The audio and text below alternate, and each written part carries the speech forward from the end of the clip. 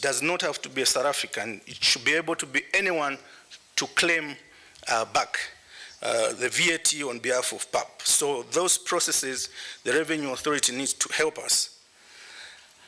Item 2.3, non-implementation of organization audit approved by plenary.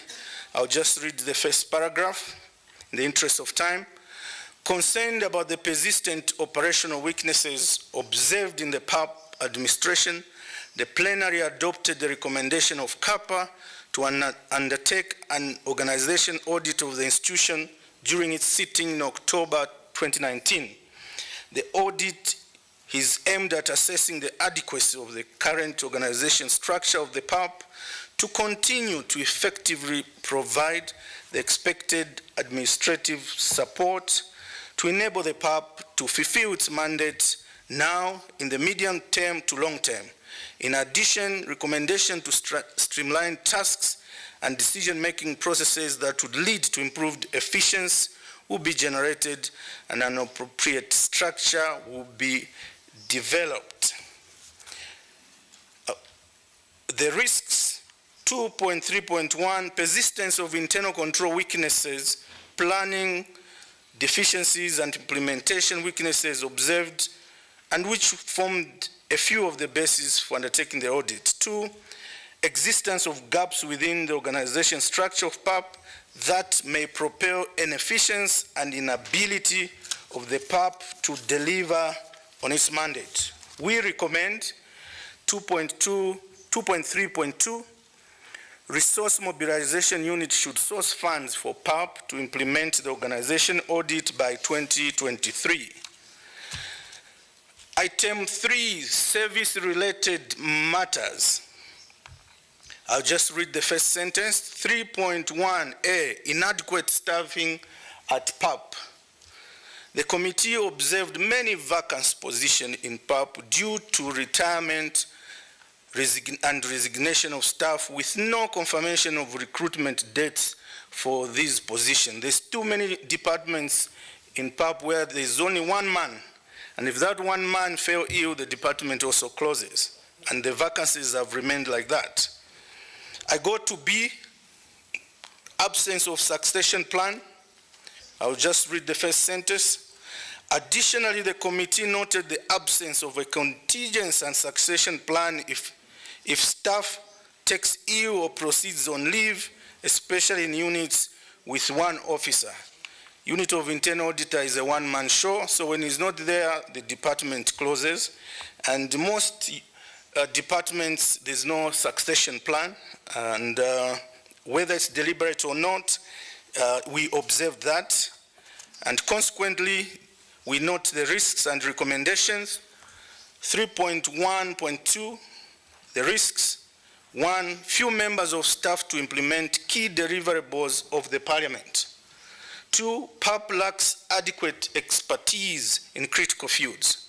3, some staff cannot proceed on leave and risk being fatigued, developing mental health issues, and unable to deliver optimally on their responsibility.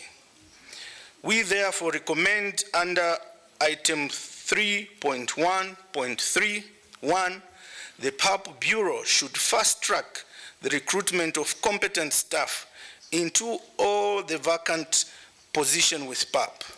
But even as we recommend, note that there is a challenge. The current AU guidelines are that all application for staff for PAP should be done to the AU through a portal, and then it's the AU that scrutinizes all the applications, and then they reduce them and then forward to our PAP Bureau when they have already eliminated. So we wouldn't know whether they have even eliminated good CVs. It's happening now. I must mention that the advertised role of the Office of the Clerk, over 350 applications were sent to the AU portal, and the AU reduced that to 60, and they've reduced that to 22 and sent to our PAP Bureau. What has happened to the other 300? What proof do we have that they were all bad?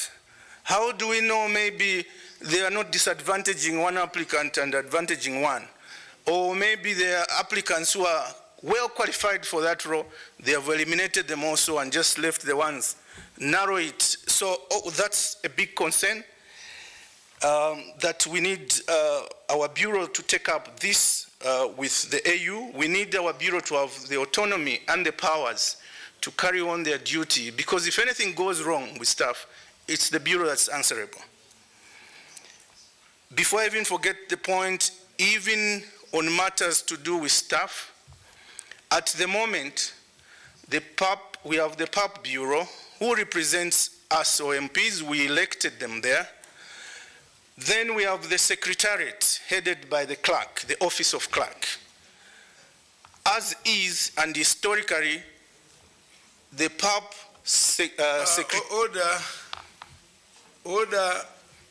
Order. I think you can see where I'm looking. I'm looking at you. Okay, proceed. Thank you, sir. So just to underscore, historically, the PAP Secretariat, which is supposed to be helping our PAP Bureau, who we elected per caucus, and the president, they or engage any financial related activity without referring to our bureau. Our bureau now operates after the thought. They operate like CAPA. So they will see a consultant was hired to produce a report of 5 pages and paid $250,000, and it's already been paid. And the Secretariat, the clerk, Office of Clerk and staff, as is, that is been the tradition here. So the Bureau is only informed, they can't do anything about it.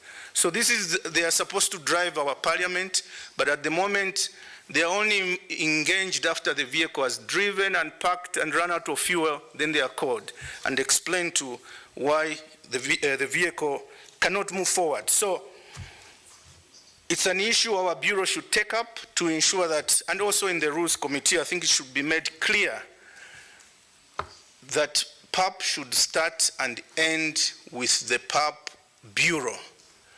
The PAP Secretariat is the helper and not decision maker of matters to do with PAP.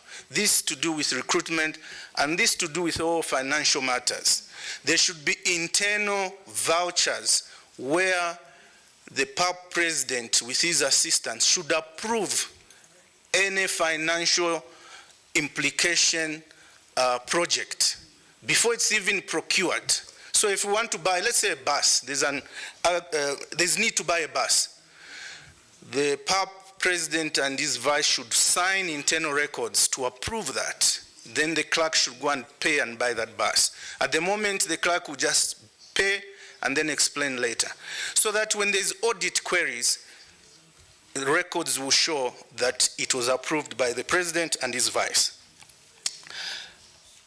Another recommendation is that the PAP Bureau should fast-track the recruitment of competent staff into all the vacant positions within PAP. Several vacant positions within PAP, and that's why even our budget has reduced, because salaries are not being paid, but they are budgeted for. Item 2, PAP Secretariat should develop and implement a reasonable recruitment plan to fill all possible positions before the first quarter 2023. At the moment, if somebody is retiring, first they retire, and then we advertise, and the whole process takes 3 months. So we should start advertising 2 months before somebody retires, so that there's even a proper handover process. At the moment, there's not even handover. By the time we are recruiting 6 months later for a vacant position, the incumbent has already gone. Item 3, recommendation, PAP leave plan should be implemented as agreed with staff. Item 3.2, poor quality of catering. In the interest of time, there were many concerns with the current catering. 1, poor quality of food. 2, differential pricing for the same dish, depends in the mood of the cashier on the price. It's not even put on the wall. 3, inability to cater for the preference of various regions. 4, failure to accommodate specific dietary requirement. If you have dietary issues there, you're not adequately catered for. And we know regions, the different caucuses prefer different traditional food, but there's no variety there. Item 5, inability to provide for specific religious needs.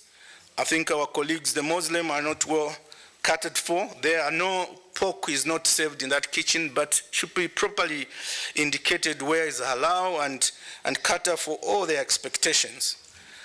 Item 5, improper setup for Continental canteen befitting for parliamentarians. There's been concern that our home cafeterias are well stocked, hotel standards, and then we come here, we're downgraded to lower standards. There's that concern. Item 7, impractical serving arrangement which lead to long queues and delays. It's disheartening to see honorable members queuing up. 8, absence of basic amenities within the canteens. I don't think there's a sink there. But again, I mentioned earlier on, so the structural changes to the canteen, that's for the host government to do, and that's why it's very important that the agreement is renewed. Implication 3.2.1, restaurant that does not cater for the needs of the pub members. The restaurant does not cater for all our needs, and most members end up going to eat at their hotels or not eat at all.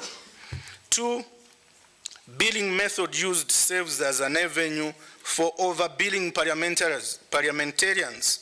Most MPs, they find the billing there most expensive compared to average prices out there. 3, MPs risk developing health issues. Recommendation 1, let me just summarize. The main recommendation, I'll summarize it into 1. I think to up the game of the canteen, the recommendation we are making is that we should create competition, and the Pub Bureau should help us to engage another service provider. Find another premises, maybe outside here as you go outside the plenary on the right. Another company should be engaged to provide the services so that there's competition.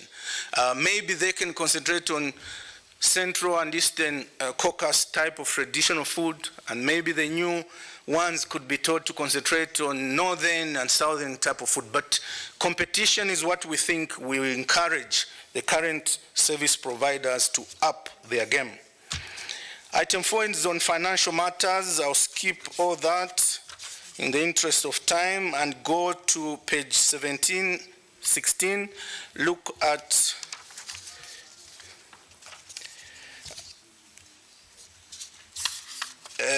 page 18, I'll go to point 4.2.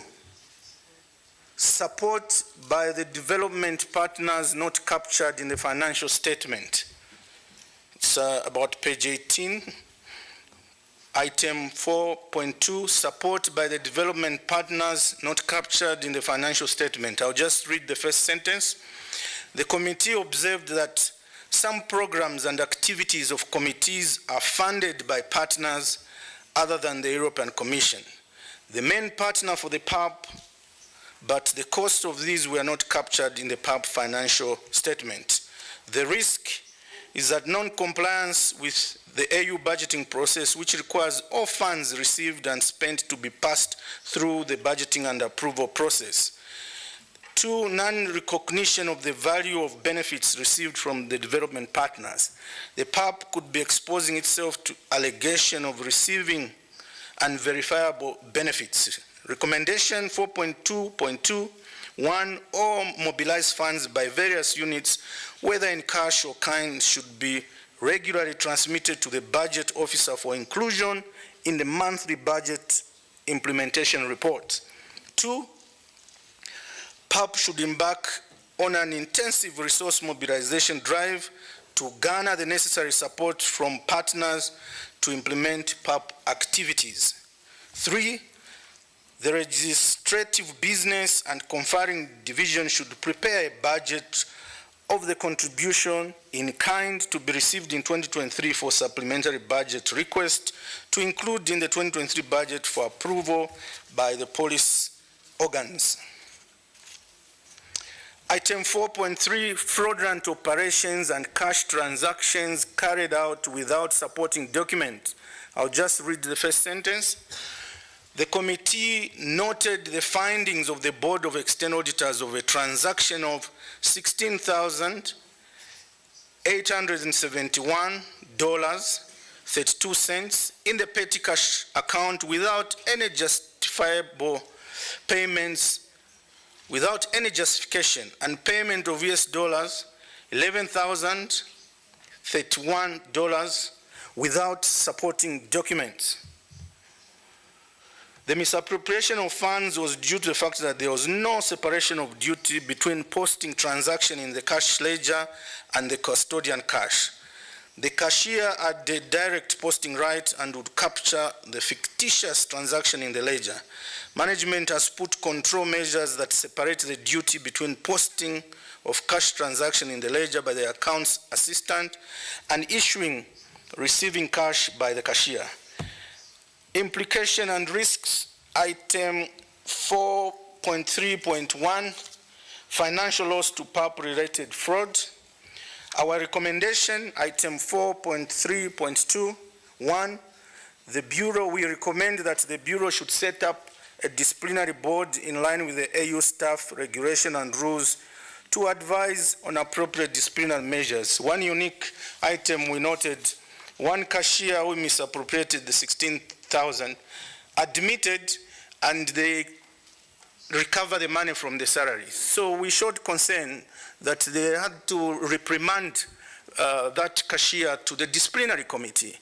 You don't defraud an institution and then you are forgiven because you'll be refunding from your salary. So we have recommended that they should be subjected to a disciplinary committee, which will be set up by the PAP Bureau as per guidelines from the AU.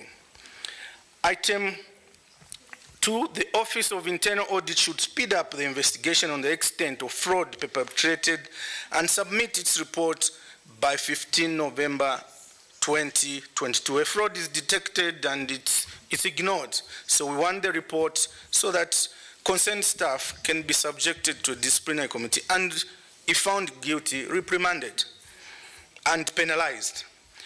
Item 4, inability to confirm balances directly from vendors. I'll just read the first line. Under international standards auditing ISA 505, the external auditor confirmed accounts payable balances, selecting a sample of 13 vendors. So what happens, the likes of Southern Sun, Monte Cassino, Wharton, Congress Rentals, when our auditors ask them to confirm the balances, they just don't respond. The risk, item 4.1, failure to address all the vendors covered by sample does not allow the auditor to ensure the reality of the accounting balances of the supplier debt. 2, the difference between balances recorded by PAP and that confirmed by the vendor may impact the reality of the actual balances. Recommendation, auditors should correspond directly with vendors through PAP management. Item 3, PAP should adjust the difference noted between the balances held in accounts and those communicated by vendors in their responses. Conclusion, item 5. I'll read the paragraph. CAPA is committed to providing the expected support to the PAP in its oversight function by applying its members' professional knowledge and experience to resolve, improve, and facilitate the governance, risk control challenges and processes within PAP. To succeed, we have agreed to employ the strategy of 1, sustain open interaction with staff in examining and discussing the audit reports presented to us. 2, fostering interpersonal relationship among staff and between staff and the MPs. 3, bringing matters of urgent priority to the attention of the PAP Bureau to ensure timely intervention. And The PAP Bureau has no powers, I wish to note also, as I hinted earlier on, the PAP Bureau has no powers over finances that come to PAP or spent on many PAP activities. The staff do as they want. The offices of staff, today they can just decide amongst themselves to even pay $1 million for whatever, genuine or not. They don't need, as is, has been the practice, they don't need to consult the president who we elected a few months ago and his vice, which is a big anomaly. If ever there is a fraud of $1 million, it's not the staff that will embarrass this parliament. It's the president and his vice and our caucus heads and ourselves, MPs. So that's a big financial anomaly. 2, PAP receives funding for activities and the Bureau is not aware about them. So if the EU sent us $1 million, the staff will receive, and they have no obligation to tell our president. He's not aware. The recently Women's Conference, a lot of money was spent in excess of 100,000. And even events, the last huge dinner, I think I stand to be corrected, but for explanatory purposes, let's assume $100,000 was spent on that event. The president and his vice president appeared at that event without knowing that they were the ones paying for that event. So the staff made the decision, procured who to provide the services and paid. So we are just up there with our president and everything is just happening behind us. Committee activities, nothing goes to them. So we shall follow up on these issues together with the committees of finance so that we make proper recommendation around improved financial management. May I say again, this is not about individuals, it's not about the acting clerk, it's just the way PAP has been operating. But I think it's time we should make a difference and change all the rules and give all the powers to the president and his vice. Dr. Gayo is in charge of finance. He too gets surprised on expenses that have already been made, on contracts that have already been awarded, on staff that have been hired. So our bureau is only as good as we empower them. In my language, we have a saying, "Infumu ichindiko mwine." In my language, we have a saying, "Ubukurwanko komasako." A chicken to look big, it has to have a lot of feathers. For our president to look big, we have to support them. And then, Infumu ichindika obwine means the chief is only as important as the people he prevails over respect the chief. It's a coincidence that our president is actually the actual chief. But our president and the vice president will only be able to function. They will only be respected out there if it starts from here. PAP itself, as members and staff, we need to empower them. They need to be in control of everything that is happening. So it's us to insist that it's not staff, it's the president we elected and the vice should control our funds. They should control all the procurement. Even staff, they should have the first and last say. They should even take that power from AU. Whatever they have to do, AU should receive the application of the clerk, if there were 300, and give to the PAP Bureau. And they shortlist, not they shortlist on our behalf, and give us 20. That means, who knows, for lack of a better term, what control do we have? Who is auditing them? This CAP, ideally, if I had the powers, I would go and audit that process, how they reduced from 300 to 20. Who did they leave out? So those are the challenges, honorable members. And I thank you for your attention, and thank you very much.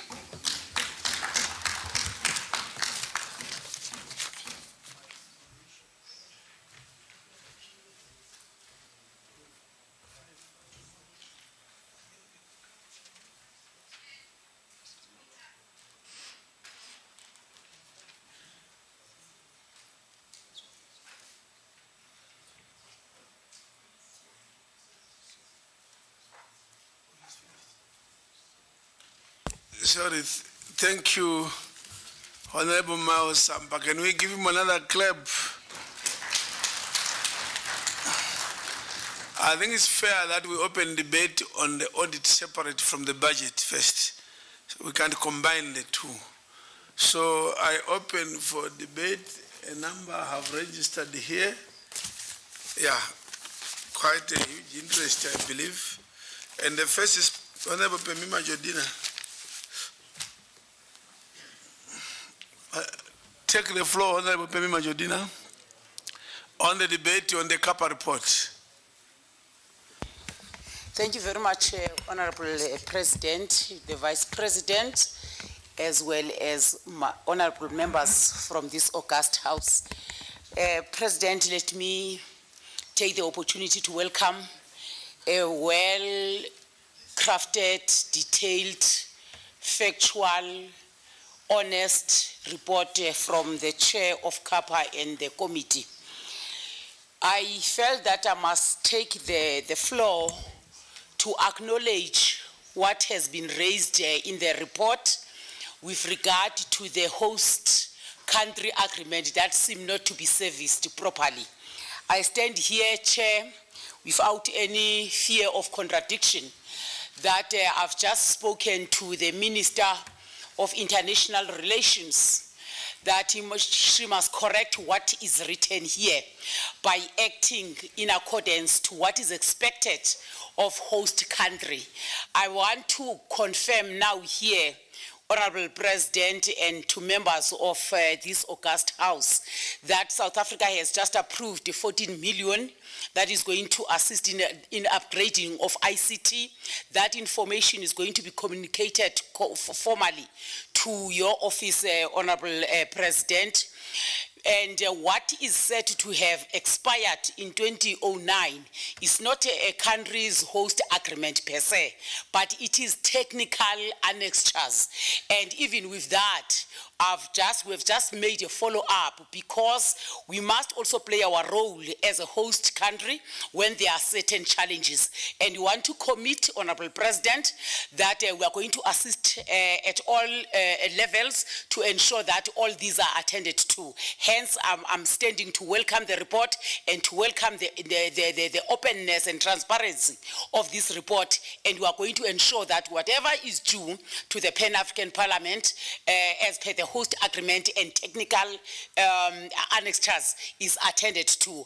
I therefore welcome this report on behalf of my also region, as well as the hosting country, because we have an obligation. We cannot renegade on the host agreements that have been signed. We also want to ensure that the President and the Vice President, when you engage with AUC, at least you have an information of what are the developments in terms of correcting what is outstanding. So I make that submission, Honorable President of PAP. Thank you very much. Thank you, Honorable. Maybe I should have also said a few words after Honorable Sampa. On recruitment, would want to hear your views when you debate on recruitment. You are aware there are 22, I think almost 23 positions vacant.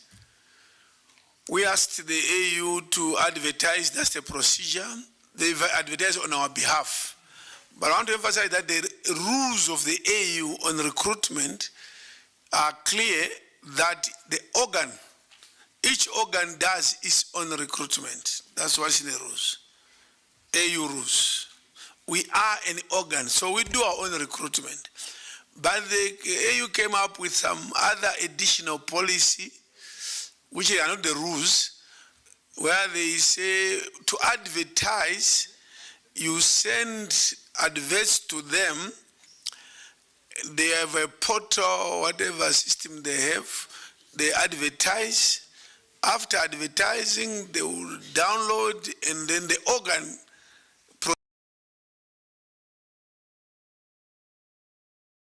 proceeds those applications for on the 24th of October.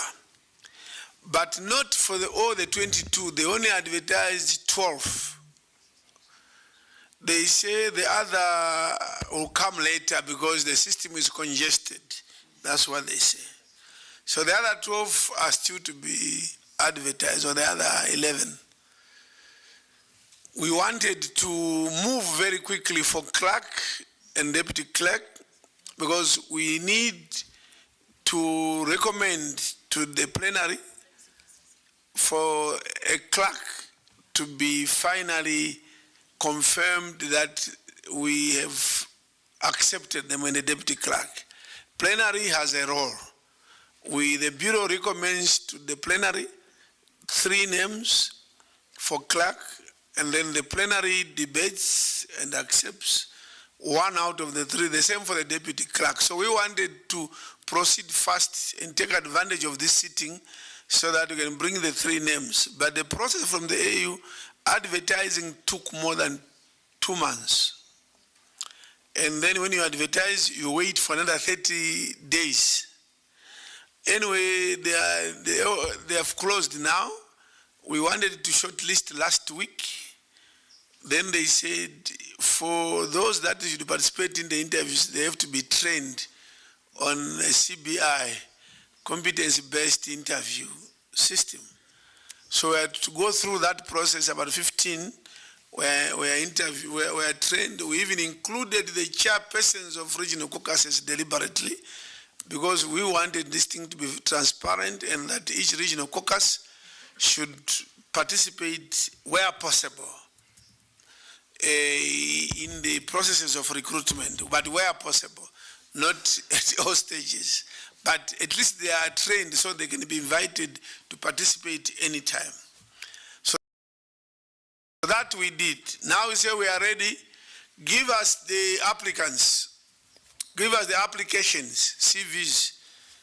We were going to sit on Friday, but and I was busy here, so I asked Honorable Gayo to lead the meeting on shortlisting. Those who say he then came later in this hall during the women's conference said we have a problem. For deputy clerk, 356 CVs were received. The AU has only given PAP 22 CVs out of 356. Where are the others? They have screened on that side. Then we had a disagreement. If the organ recruits, okay, you have advertised on our behalf, but should it remove more than 300 CVs and give us the 22 and say, go ahead and interview? Some of the candidates will say, if they see that we have employed as clerk or deputy clerk, Honorable Lamila, they will say, but how could this person be invited to an interview who has a diploma in this? I have a whole master's, more than so experience. No, there's corruption at PAP. Such possibilities can arise. Some may start writing letters and say, no. That's just corruption. Because some of us who are left out are more qualified, more experienced, more whatever. So we said, please give us all the CVs. If you have reservations yourselves on some applicants, you can indicate, say, okay, fine, on this one we found whatever you want. You can make your comments, but don't disqualify them at that level, because we may be receiving, as one minister told me some year back, he was saying, Chief, I'm being blamed for destroying the economy as a means of finance, but it's like someone, a doctor who is given a dead baby. It's already dead. Say, look, doctor, can you resuscitate this baby? When this is already a dead baby. So don't have to be given a dead case as such. So, but when you debate, we're asking you, if you say no problem, take the 22, proceed, it's okay. Want to take a cue from plenary also. Do we accept the 22 out of 300, or we should insist that we get all the CVs? So thank you. Proceed to debate, and the next on the floor is Honorable Domai Gatpan Kulang. Thank you, Right Honorable President. I tend to arise, I was entertained by that presentation from Kappa. I realize now that this House is having those competent and well-qualified elements of members. We are in the right track. I'm now optimistic. In any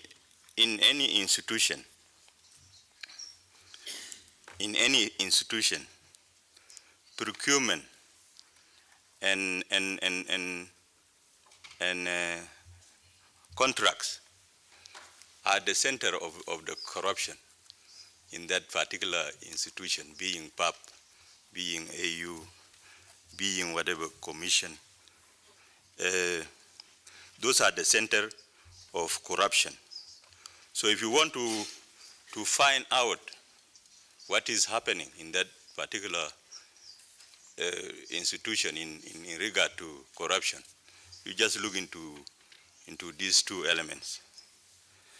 I thought this Kappa report should come together with the performance report by the President in the very, very, very first opening of the session, because they have to be harmonized. Because this Kappa is like an internal audit of this institution, because you cannot touch AU, because it's untouchable, that AU. We are just hanging around here. So they are internal audit. That means they should harmonize our documents with our President and the Bureau.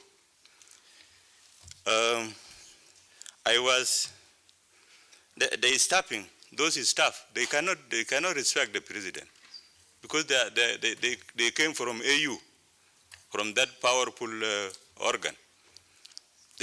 How come they can respect the President? They will do whatever they want to do, because they work with impunity, because they come from AU.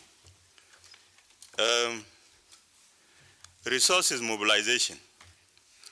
I was suggesting since 2018 that let us have $100 on each and every traveler who is an African, on each and every ticket, only $100. $100, this is a source of mobilizing the resources to this institution. Okay, if AU want to divide it with us, fine. But let us accept it. It is only $100 per ticket, per traveler within Africa.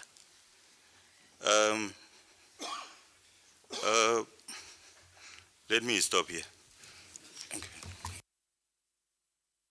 Thank you, Honorable. And I'll call upon Honorable Felix Ogong, Uganda. Mr. President and honorable members of Parliament, I rise to contribute mainly on the issue of the host country agreement. South Africa signed an agreement with AU in 2004, and the agreement was supposed to run from 2005 to 2009. And since 2009, when the agreement expired, it has not been renewed to date. This is a serious matter, because as we sit here, we are sitting here illegally, because we are not well embraced with the agreement and the commitment of the government of South Africa.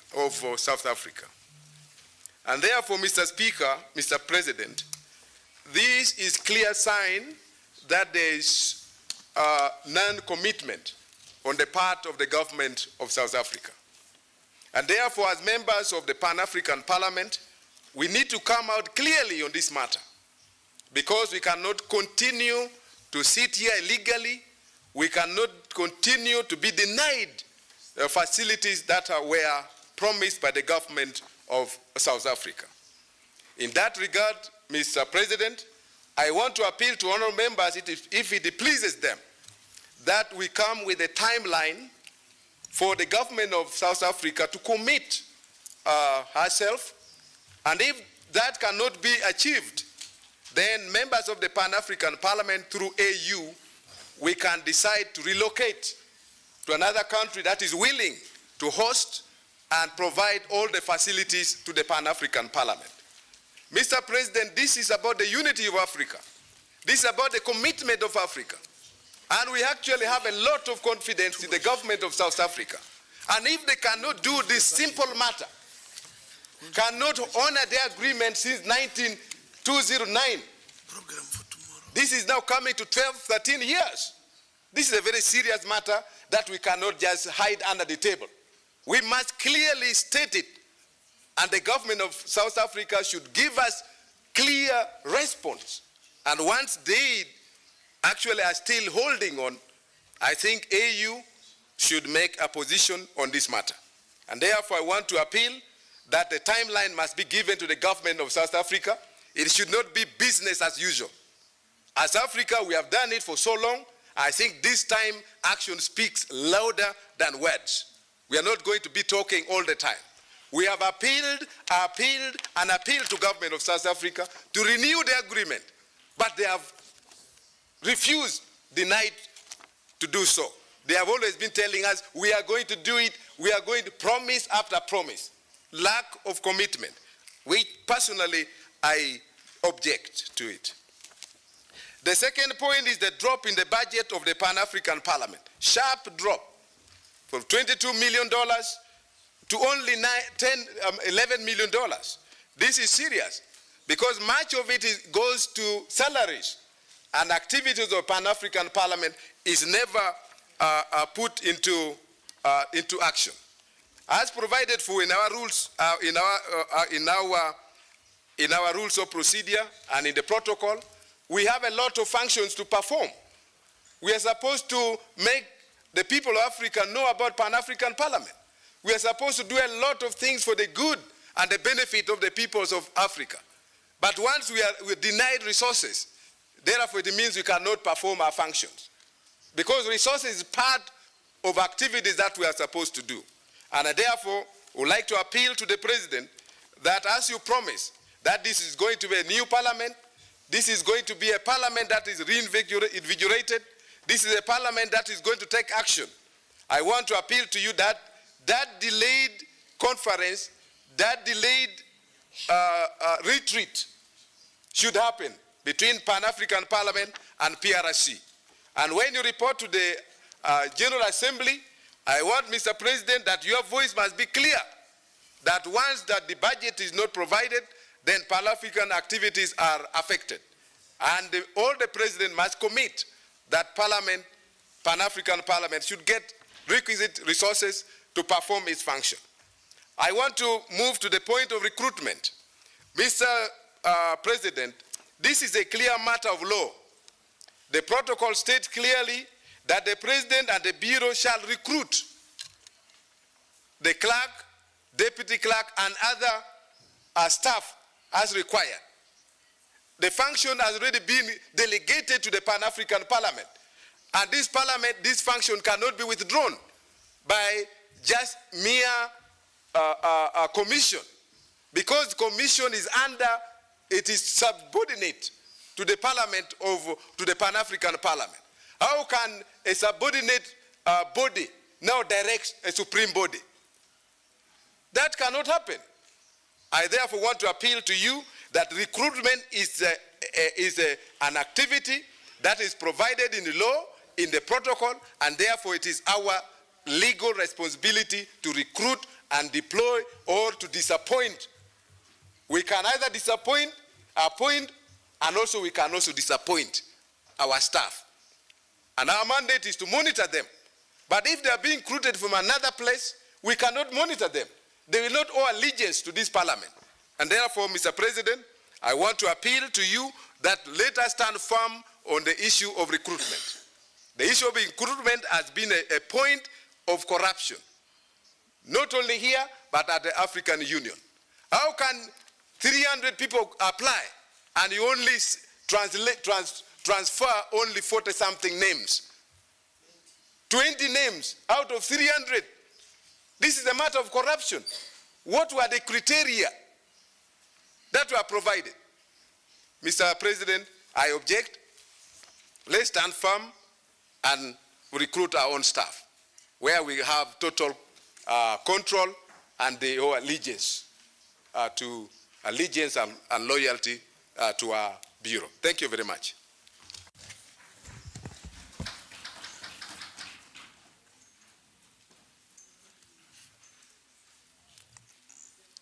Rule 4 functions of the Parliament: draft, examine and adopt its budget, its rules of procedure, elect its members of the Bureau, employ and manage its staff.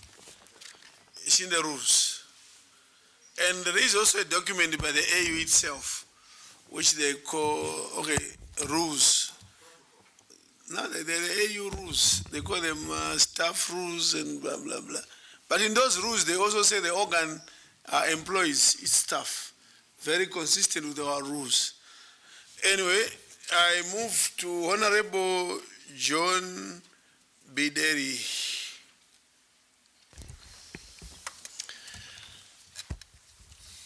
Thank you, Right Honorable President, for giving me the opportunity to talk on this report that was presented by the Honorable President of CAPA. I wish to make my comment on the service-related matters, in particular the issue to do with staffing at the Pan-African Parliament. When I look at this report, and in particular looking at the risks and the implications, it worries me a lot because looking at the focus and the vision that our new leadership has, it does not seem to me that the organizational structure that are not filled now, and even the quality of the staff that we have now, might not be able to match that vision. So it requires that we look at this implication and the risks involved with the seriousness it deserves. And in my view, a highly performing organization is largely linked to the capacity and the motivation of its staff. So if the issue of capacity is being questioned here, perhaps I've not heard about the motivation part of it, then it means that the aspirations we have as an institution, we might not be able to realize them unless we have enough staff and we have competent staff to deliver on the mandate of the Pan-African Parliament. I'm raising this issue because I had an opportunity to talk to one of the staff that works closely with me, and I realized that the committee clerks apparently serve more than 2 committees, and occasionally they're also serving a caucus, a regional caucus. So when you have a lot of expectation from that kind of staff that works for, I wouldn't call them, shall I call them departments if you like, more than one, then it becomes a big challenge. So I'm of the view that we need to perhaps look at our organizational structure as it is now and see, and we try to check whether it matches with the demands that and the expectations of our institution. And if need be, we need to look at that organizational structure and perhaps look at the availability of funds and perhaps create more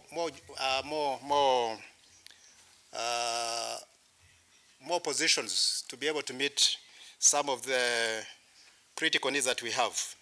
Now, when I look at the issue to do with the issue of critical staff that are able to provide expertise in critical fields, when I listened to the speech by the AU chairperson, one of the issues that was raised was the ability of the Pan-African Parliament to meet its mandate with the expectations that the African people have. And we cannot realize this unless, obviously, we have very competent staff that are able to understand the root, the challenges that the continent has in terms of carrying out research that really identifies critical challenges that the continent has, and be able to advise the parliamentarians on what actions to take, whether political or technical. That can only be realized if we have very competent staff that are able to assess the challenges that our continent has. So if really this report talks about lack of adequate expertise in critical fields, then that might be a challenge that we need to address very urgently. So, Right Honorable President, I would like to end my submission by saying that while we are trying to fill up these positions, I would also suggest that we also do an evaluation of the existing staff to see whether the positions they are in matches with their capacity or with their ability to deliver on the mandate of this Pan-African Parliament. Not suggesting that even where perhaps we find certain gaps after the evaluation, we should also think about providing additional training so that such staff that lack certain capacities can be capacitated to deliver on the mandate. So I wish to conclude by saying that this report has really come at the right time, and I think it is very important that we take it very seriously and be able to resolve some of the challenges that we face as an institution, because what we need really is to be efficient and effective in providing services to the African people. If we can't do that, then obviously we'll be here to talk but not to act. Thank you, Right Honorable Chairperson. That is my submission. Thank you. I call upon Honorable Muntaka Mubarak. Thank you, Mr. President. Mr. President, I just have some few issues I wanted to get clarification for. One of them is the chair of CAPA, Honorable Sampa, was talking about some $250,000 that was used to pay for some 5-page report. But going through his report, I haven't found it anywhere that stated in the CAPA report. This is a very serious allegation, and we need to be able to substantiate it. Because I chair the Finance Committee. When I heard this, I tried to look through the budget of the 2020, 2021, 2022, and 2023. I haven't found any line for such an expenditure. So to hear the chair of the CAPA mentioning this amount, it will be very important that he gives some more details so that we can be able to deal with it properly. Secondly, Mr. President, on the issue of the host country agreement, I just want to plead with our colleagues. We need to be a bit diplomatic about this.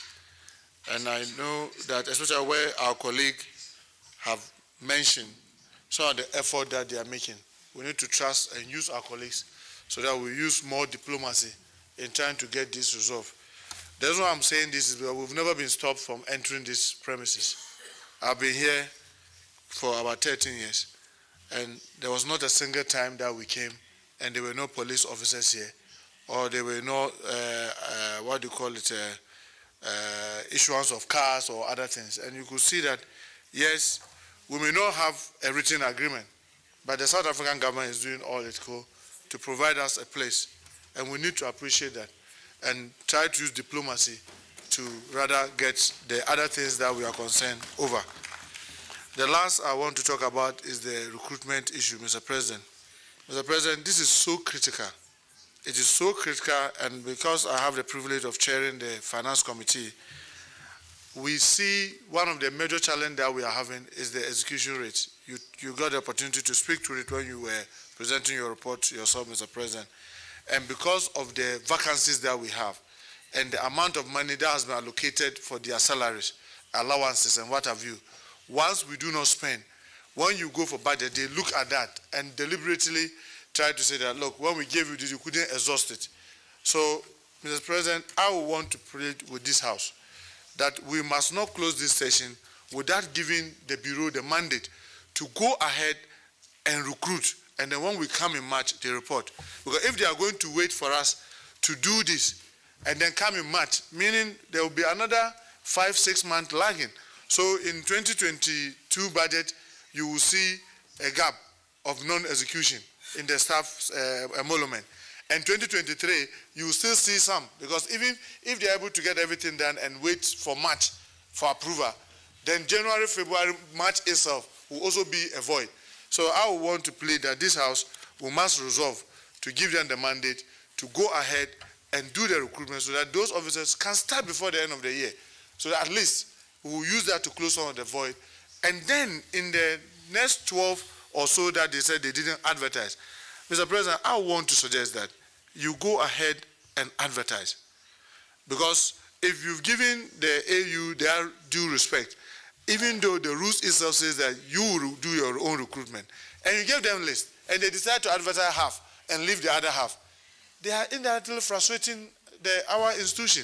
So we use that as a basis to say that, well, when we gave you, you couldn't do the advertising, so we've gone ahead to advertise and gone ahead to recruit. There will be justification, and this one, I'm sure even if the devil is the one to chair, who will say that you are fair because you gave them the opportunity and they lost the opportunity, and that's why you went ahead to do it. So please, go ahead and let's not keep holding, because we are being affected heavily in our performance, because a lot of the things are not done by the parliamentarians. They are done by the staff.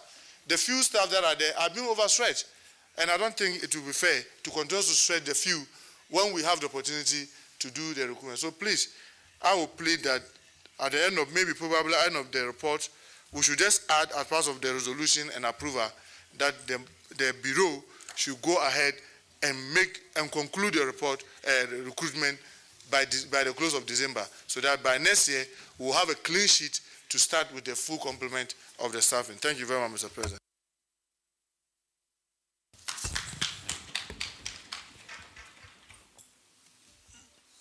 Thank you. That proposal, I think when Honorable Sampa winds up, there is the proposal on the recruitment. Honorable Sampa, I think we'll take note of that proposal when we do the final recommendation.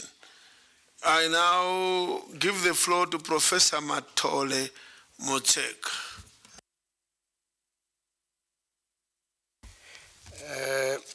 Honorable Chairperson, I think all of us that are here, we are lawmakers in our own countries, and that status does not diminish when we come here. And therefore, although this parliament is not a legislative body, but the members hereof are lawmakers and should therefore understand the rules of the game. In any parliament, there is what we call the due process of law. The due process of law requires that you don't make judgment in any situation unless you have heard both sides. And the question that confronts us now on the question of the host country agreement is who are the two sides. The two sides are the AU Commission and the South African government. Now, we have this report before us. This report clearly shows that there were some engagement with the AU Commission and the PR Committee, and that the decisions were not carried out at that level. And then the decision of the Executive Council was not implemented. But now, we are just an organ of the AU. And according to this report, our responsibility is only engagement for input. And therefore, if we are engaged for input, we are not a party thereof. So I think that let's observe the rule of the game, which says, hear both parties before you make a judgment. Now, we have not heard what the South African government today, as we speak, has done in the engagement with the AU. We don't know what the AU Commission has done. So with respect, I want to suggest that it's really premature for us to be suggesting that South Africa has failed and therefore there must be timelines, and we start talking about relocation of parliament. I don't think that that is fair to the honorable members that are sitting here, to South Africa and to the AU. We have elected a competent bureau under President Chief Charumbira. I think they are fully aware of the situation. Let's give them time to address these matters because the bureau will have to engage the South African government and the AU Commission. And therefore, I want to agree with Honorable Mutaraka that I think these are diplomatic relations and we should not deal with them emotionally in this House. That would be my submission, that there's no crisis. Maybe there was a crisis before, but now we have a competent leadership which was adequate to the task. There's nothing to fear. Let's leave this matter in their good hands. Thank you very much.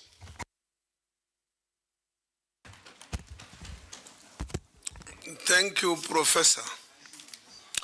The interest to debate is quite huge. I can see a lot of people still outstanding or papers. Okay, let's go back to our 3-minute rule. Because in papers, interest keep registered. And now papers are still coming in and the list is getting longer and longer. Can we implement the 3-minute rule for debate? Yes. I don't know who does it. I understand it's somewhere that side, but I don't know who. So I'm just appealing, just in the roof somewhere. Okay, that person never even speaks to us. I hope they are listening. Please implement the 3-minute rule. Let's proceed now with the Honorable Miriam Chonya.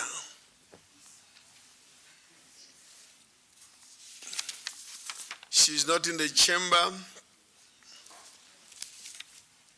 No. This is, no. Come up. Sorry. Wow, come. Sorry, I think these people gave me mixed up papers.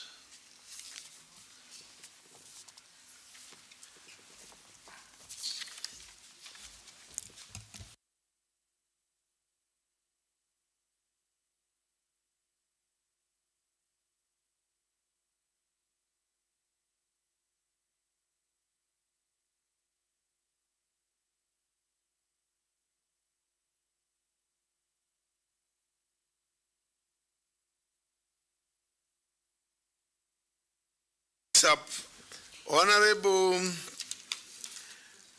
Gwasi Dams Kamani of Tanzania. So these are, okay. Nashukuru sana Mheshimiwa Rais kwa kunipa nafasi ya kuweza kuzungumza na mimi. Thank you, Mr. President, for giving me the floor to contribute to the CAPA report. I am a member. Honorable President, I would like to start by congratulating the committee and all the members for the good report which they have presented, which has touched all the aspects. Honorable President, this evening I would like to contribute on the fourth item, which is the overview of 2021 budget and its implementation. Honorable President,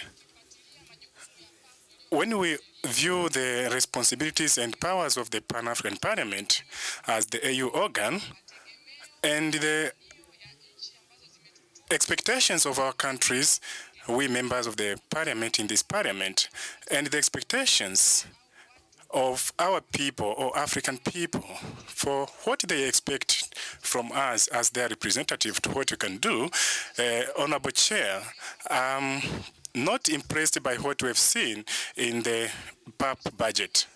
Honorable President, I believe that when AU was establishing PAP as the organ, it has its own objectives, and it is saddening to say that the objectives of establishing this, by starting up with a budget of $22 million, those objectives are no longer relevant. And today we are talking about $11,000 million.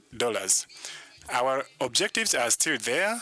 The number of members and the committees are still there. So we expect, instead of reducing the budget could have been increased. If AU is our main stakeholder, we expected that we could have a dialogue between us and the AU, that to see that as there is inflation in the world, they need to increase our budget and not to reduce it. Honorable President, it's my expectation that for PAP to be an organ that can implement its powers according to the rules, for our presence here in South Africa to be justified. You can remember that we have left so many responsibilities in Africa to come here to implement the objectives of Africans. So we want the Pan-African Parliament to have responsibilities, and we believe in you that you have the powers. You in the Bureau with your vice presidents, you can implement your work effectively. Honorable President, it is saddening to say that there are things which are going on here, and with the budget, you and your Bureau, who are supposed to... Mic is off. Mic is off.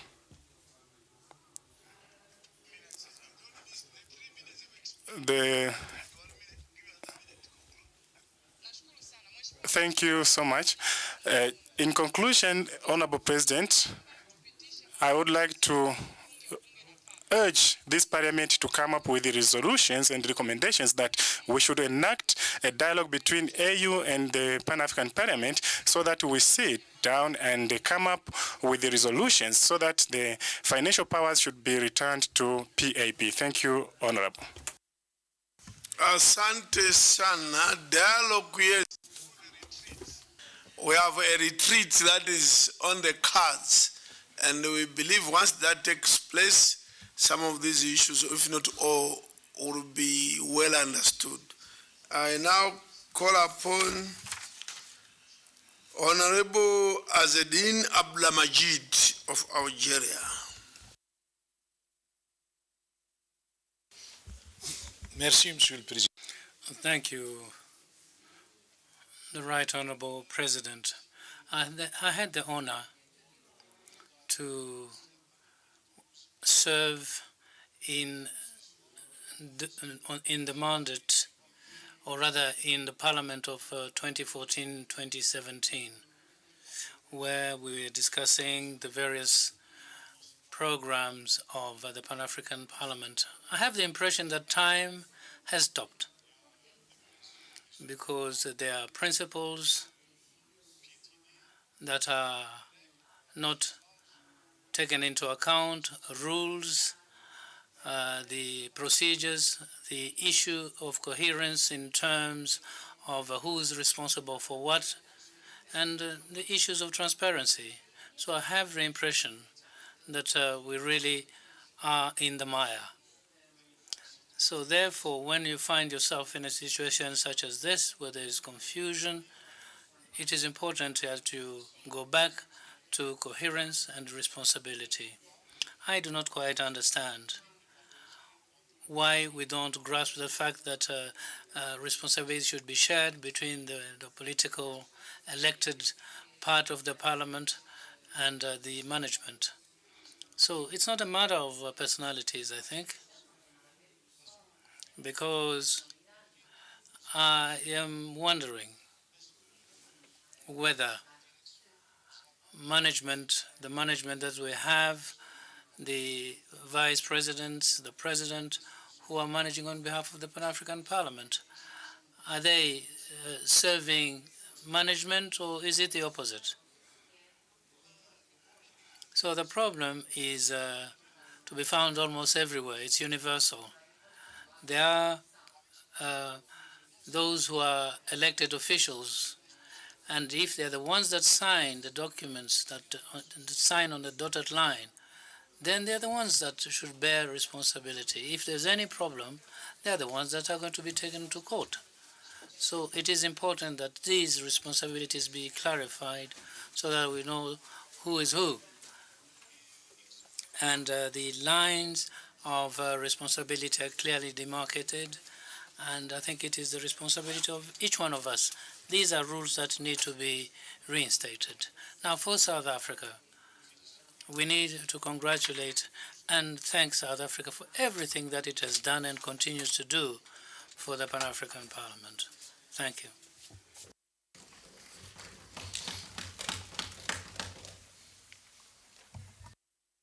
The floor now to Honorable Musana Eric of Uganda.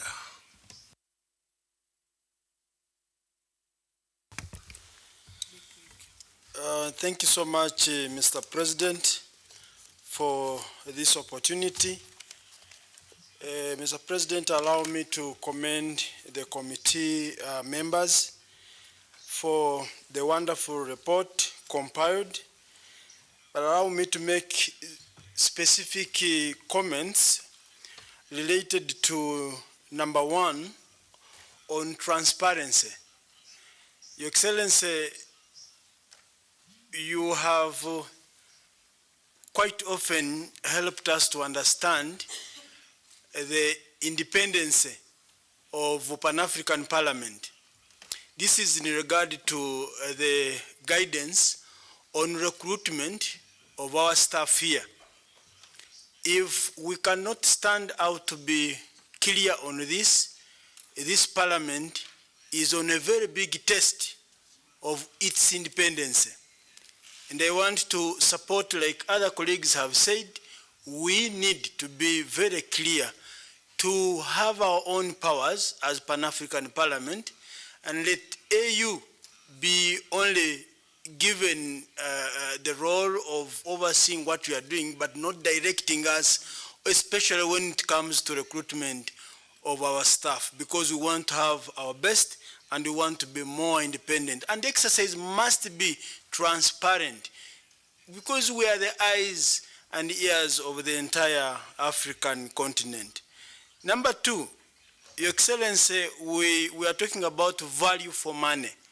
The report has clearly given us how money should be spent, and then its value must be seen.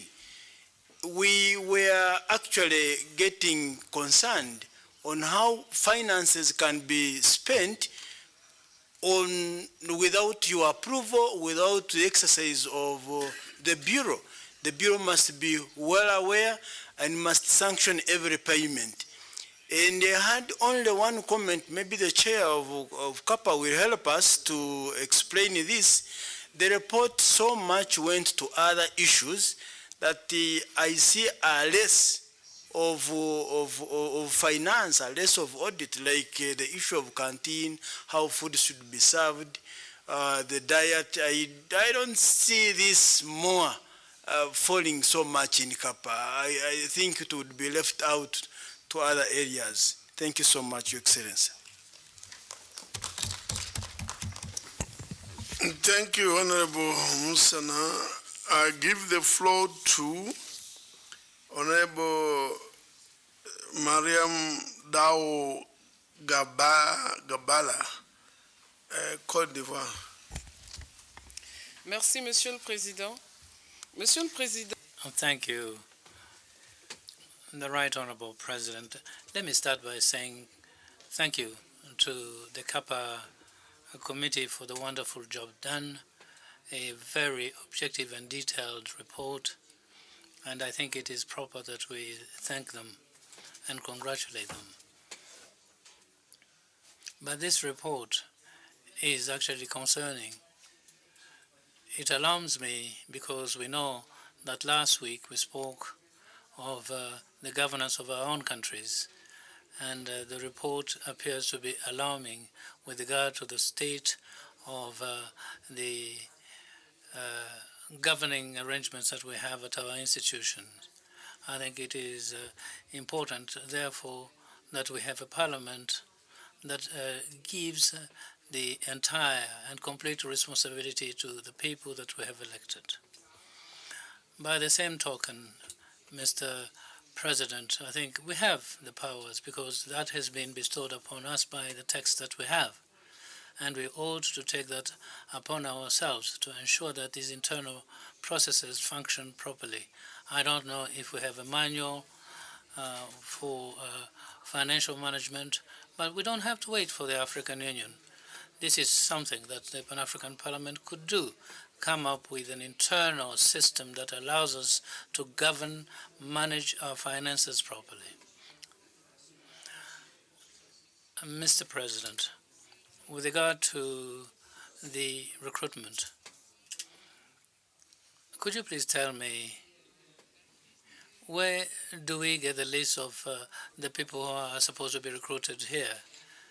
In that way, I think we can lend you support and renew our commitment to you, Mr. President. And I have a proposal to make, because for the new recruitment, the technical support personnel for committees should become a priority of priorities.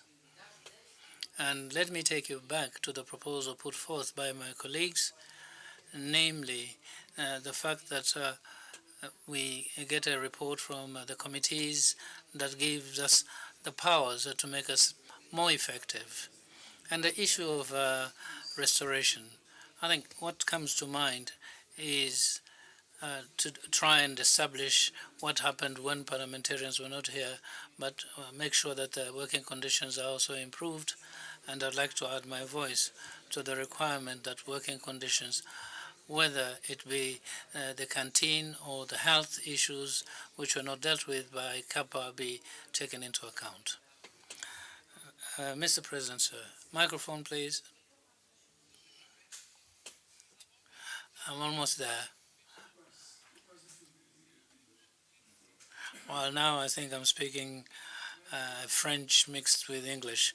So this report comes at the right time, so that we take upon ourselves the manner in which this Parliament is governed. Thank you.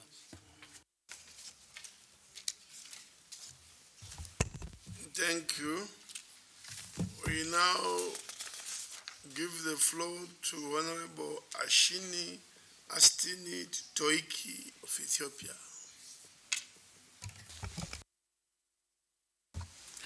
Thank you, Mr. President, for allowing me to contribute on the report presented to us by the Kappa members. They have carefully prepared the report, and this I want to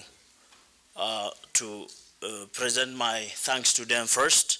And I want to say some things about the recruitment that was made in the report.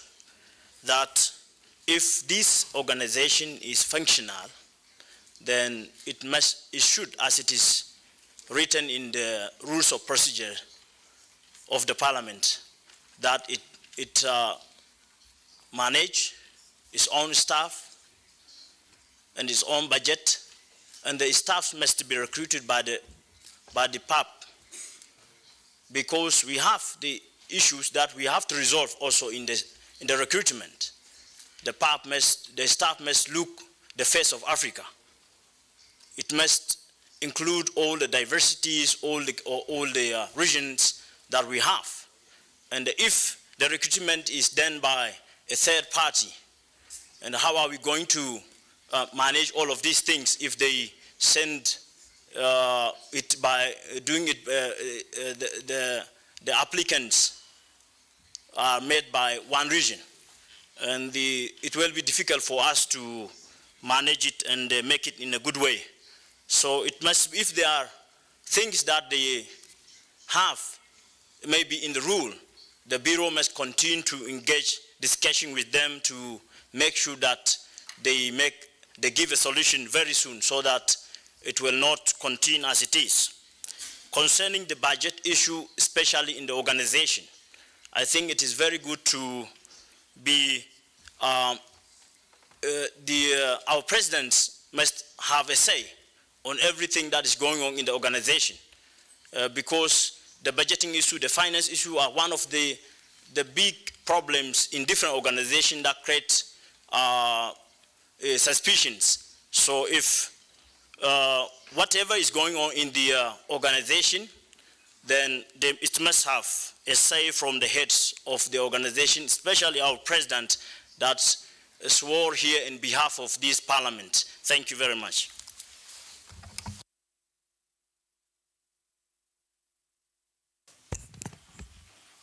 Thank you very much. I now give the floor to Honorable Mepatoriatile of Botswana. Let me thank you, Mr. President, to give me the opportunity to contribute into this report of the CAPA. I have to thank the committee, Mr. President, for preparing this communicative report before this August House. But maybe we have to talk to this report, Mr. President. When we are talking about the value-added tax, it's a history in this parliament. Because as you remember, maybe we are in a 7th year talking about the same issue. Now I would like to request this CAPA to make sure that at least they have to make sure that we're going to manage to complete this issue, because it has been in this parliament for quite some time. One other thing, Mr. President, is the non-implementation of organizational audit approved by this plenary. This issue of the non-implementation, Mr. Speaker, or Mr. President, is coming back to this issue of the value-added tax, because it has been debated in this House, and we have came up with a resolution how the staff should go and try to complete this matter before with the government of South Africa or SARS. But it seems like it has been a very, very difficult, but I hope and I believe the current committee, they will make sure that they put our parliament in a better shape by concluding this matter. One other thing, Mr. Speaker, that Mr. President, I have to conclude upon is on the issue of recruitment. When we are talking about recruitment, Mr. Speaker, we have to be sincere to ourselves. Let's talk about the recruitment, saying we need to make sure that we fill all the posts. And we shouldn't look at, when we are talking about filling up this post, targeting a certain region.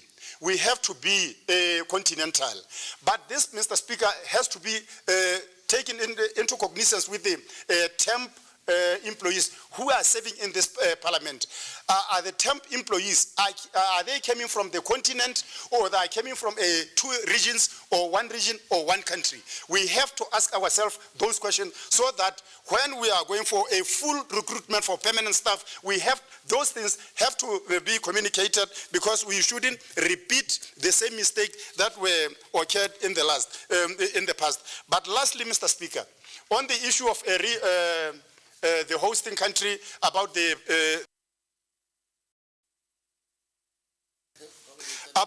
PIP, Mr. Speaker, venue. I don't think it's a serious issue to myself, Mr. Speaker, because the person who's footing the bill for this building, it's not PAP, it's the South African government, and they're fully aware that they should, because we have been going through a lot of challenges of the COVID and extra. So I believe the South African government, they will come up with a clear understanding that they're going to give us the venue that we deserve. And at the same time, we know when we came here in the second session, we'll be still in this premises because it's belong to us. The South African government is paying the bill, so there's no worry to me about it. But Mr. Speaker, if we can go back to AU. When the AU was established in Addis, the first year, Ethiopian government, they didn't build those premises. They built after years. But right now we say the headquarters of African Union is based in Addis Ababa under the fully occupation and the ownership of AU itself. Even here in South Africa, the PIP tomorrow, they're going to have their own premises that's going to belong to them and owned by themselves alone. I thank you, Mr. Speaker. Thank you. I give the floor to Professor Matore Motsek. Spoken, Honorable President. Sorry, it's a repetition. Second bite. So then that was the end. So we are done. Sorry, papers here are finished. Honorable Speaker. I don't see the papers here. Honorable Speaker, I have submitted my name. Sorry? I have submitted my name, but I'm not called. I can't see you. I'm here behind. Okay. I'm receiving one now, but which is anatropia, theonist.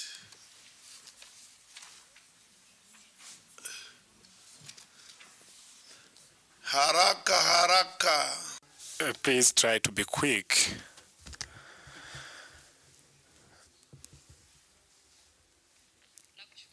Thank you so much, Mr. President. I'm sorry, I apologize that I went out, but I want to commend the good job done by the committee for the presentation.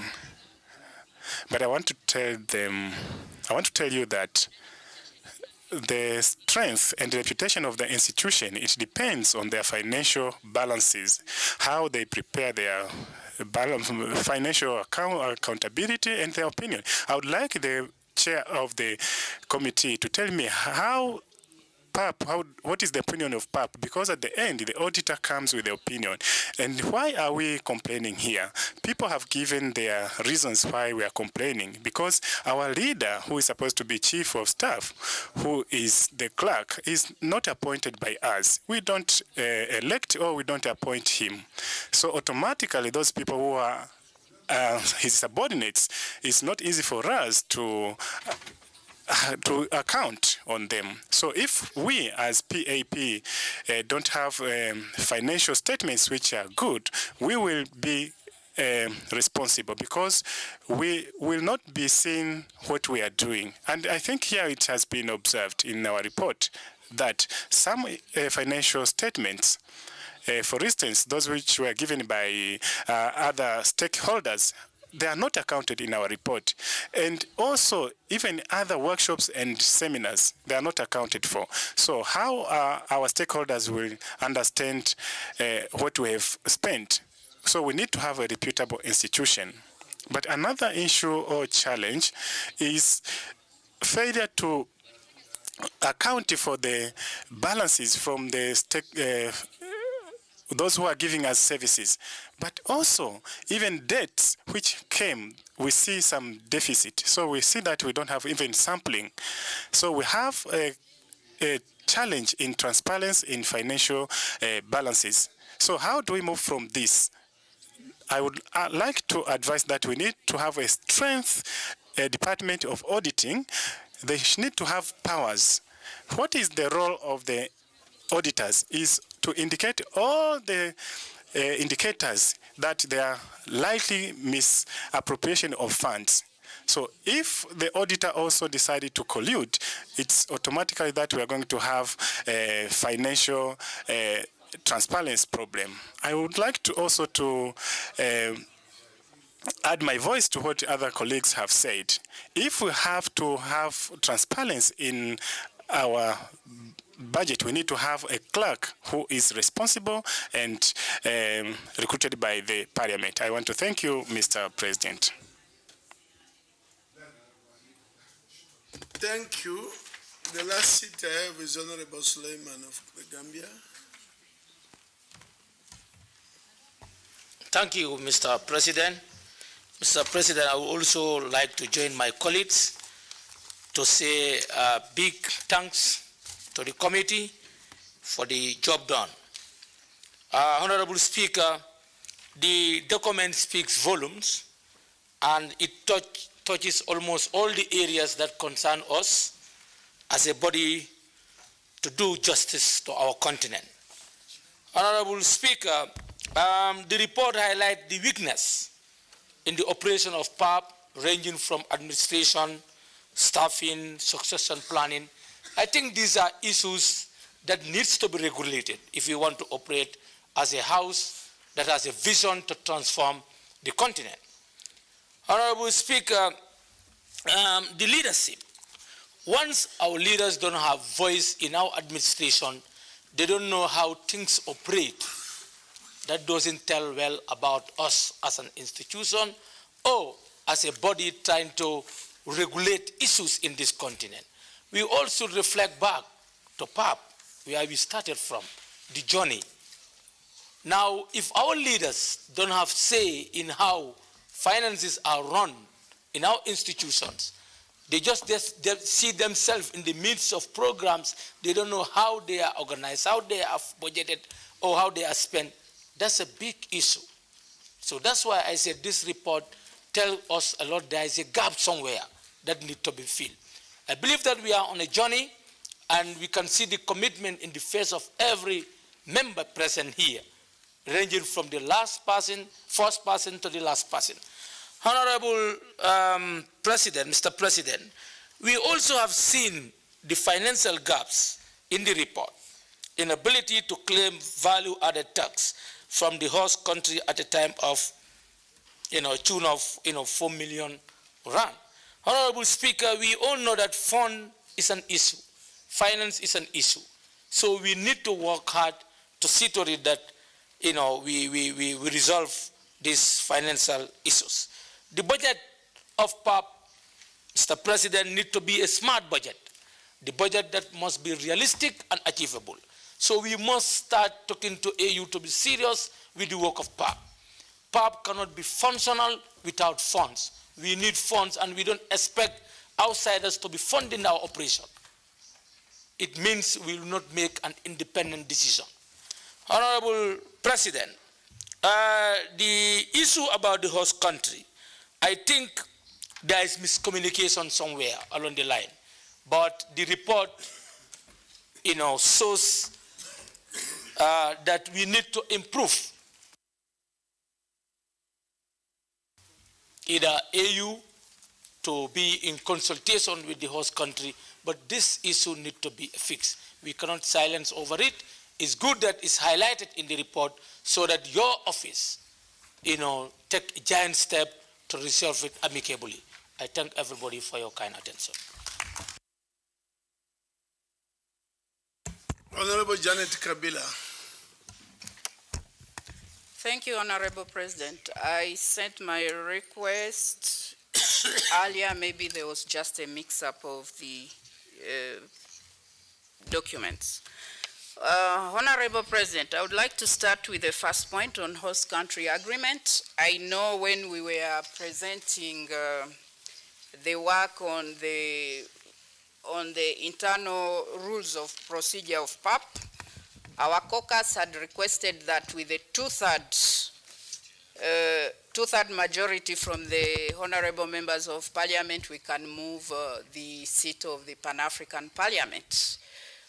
We came back, we retracted from that because, first of all, one, we know that the host country is chosen by the assembly of the heads of state.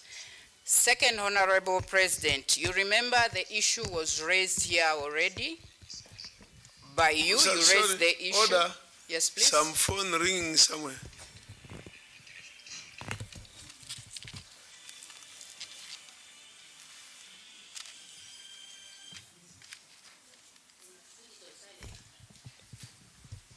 I'll excuse him.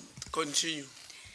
Thank you. As I was saying, the second reason, the issue on the seat of our Pan-African Parliament, you raised the issue when we had our guest of honor who was representing His Excellency President Ramaphosa. I think you raised that issue, and I believe he hasn't come back to you. And then the third reason is that with additional explanations that Honorable Majordina, Chairperson of the Southern African Caucus, has given her from her executives, the government, I propose that we give it time and we leave it to you, our Bureau, with you, Honorable President, to get in touch with the South African government so that we may move forward on this matter. That's what I propose. On the issue of the non-implementation, that's 2.3 of organization audit and of the Pan-African Parliament, Honorable Vice President, I think you remember when you gave us the 13 questions on how we could better the performance of the Pan-African Parliament. I think one of the things that the Central African Caucus proposed was that we should have a monitoring and evaluation plan drawn up. And I believe, I don't know if it's CAPA or we'll get some experts to work on that, but I think we really need that. And this comes to the question whereby we have voted so many resolutions here and recommendations which we don't know. Can I see the last person, Honorable President? You allow me? Thank you. Since we've been here, maybe we can go back 3 or 5 years to see what are the resolutions or recommendations that we took in this August House that we haven't followed up on. And lastly, Honorable President, we are talking about the collaboration between the Secretariat and the Bureau or the Pan-African Parliament. I would like to refer the honorable members to Rule 17 on the functions of the Bureau, and that is Rule 17A. The Bureau will be or is responsible of the management and administration of the affairs and facilities of Parliament and its organ. B, responsible for the regulating the procedures relating to the financial, organizational, and administrative needs in accordance with the financial rules of the African Union in matters concerning members and the internal organization of the Parliament and its organ. And D, determine the establishment plan and structure of the Secretariat and lay down regulations for the staff, including their times and conditions of serving. Honorable President, I think everything is clear in this document. We just need to apply it. Thank you. Thank you very much, Honorable. I think we have exhausted the list. We can therefore ask Chair of CAPA to respond. Sorry. Omission. Honorable Dr. Gayo, Vice President.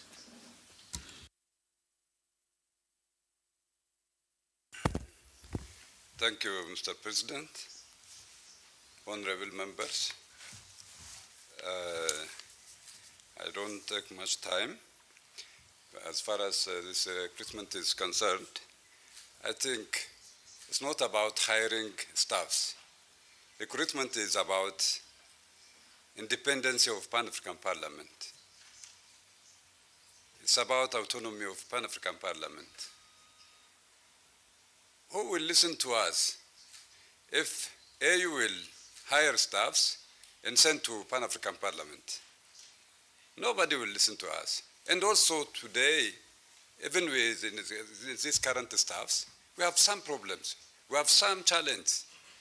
Usually, we advise them, let Bureau interact with AU, not you staffs. You are accountable to us, not to AU. We are advising them. Today, this recruitment issue is very serious. It should be handled by Pan-African Parliament, and also it's in our rule. Secondly, this host country agreement, I hope it's a matter of priority. South Africa is the largest economy of Africa. They can do this for Pan-African Parliament. And also, I believe, always South Africa played a very positive role in Africa, in Pan-Africanism. Even last week you saw what South Africa has done for Africa in peace agreement of Ethiopia and the rebels. I would like to ask you to give them a big hand. Really, they deserve it for that peace process. And they will do it. As a Vice President in charge of finance, honorable members, you cannot believe. Who am I in that bureau? What am I doing in that bureau? A person who doesn't know about the finance of the Pan-African Parliament. Who doesn't have any report from finance? Any staff is not coming and consulting me. I would not like to condemn anybody. This is a bad experience which inherited from the past. I don't want to blame staffs who are working, who are rendering service today.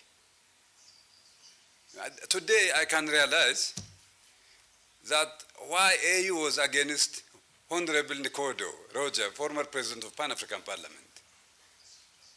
He was too tough. He did a lot. He gave per diem to members, and he did a lot.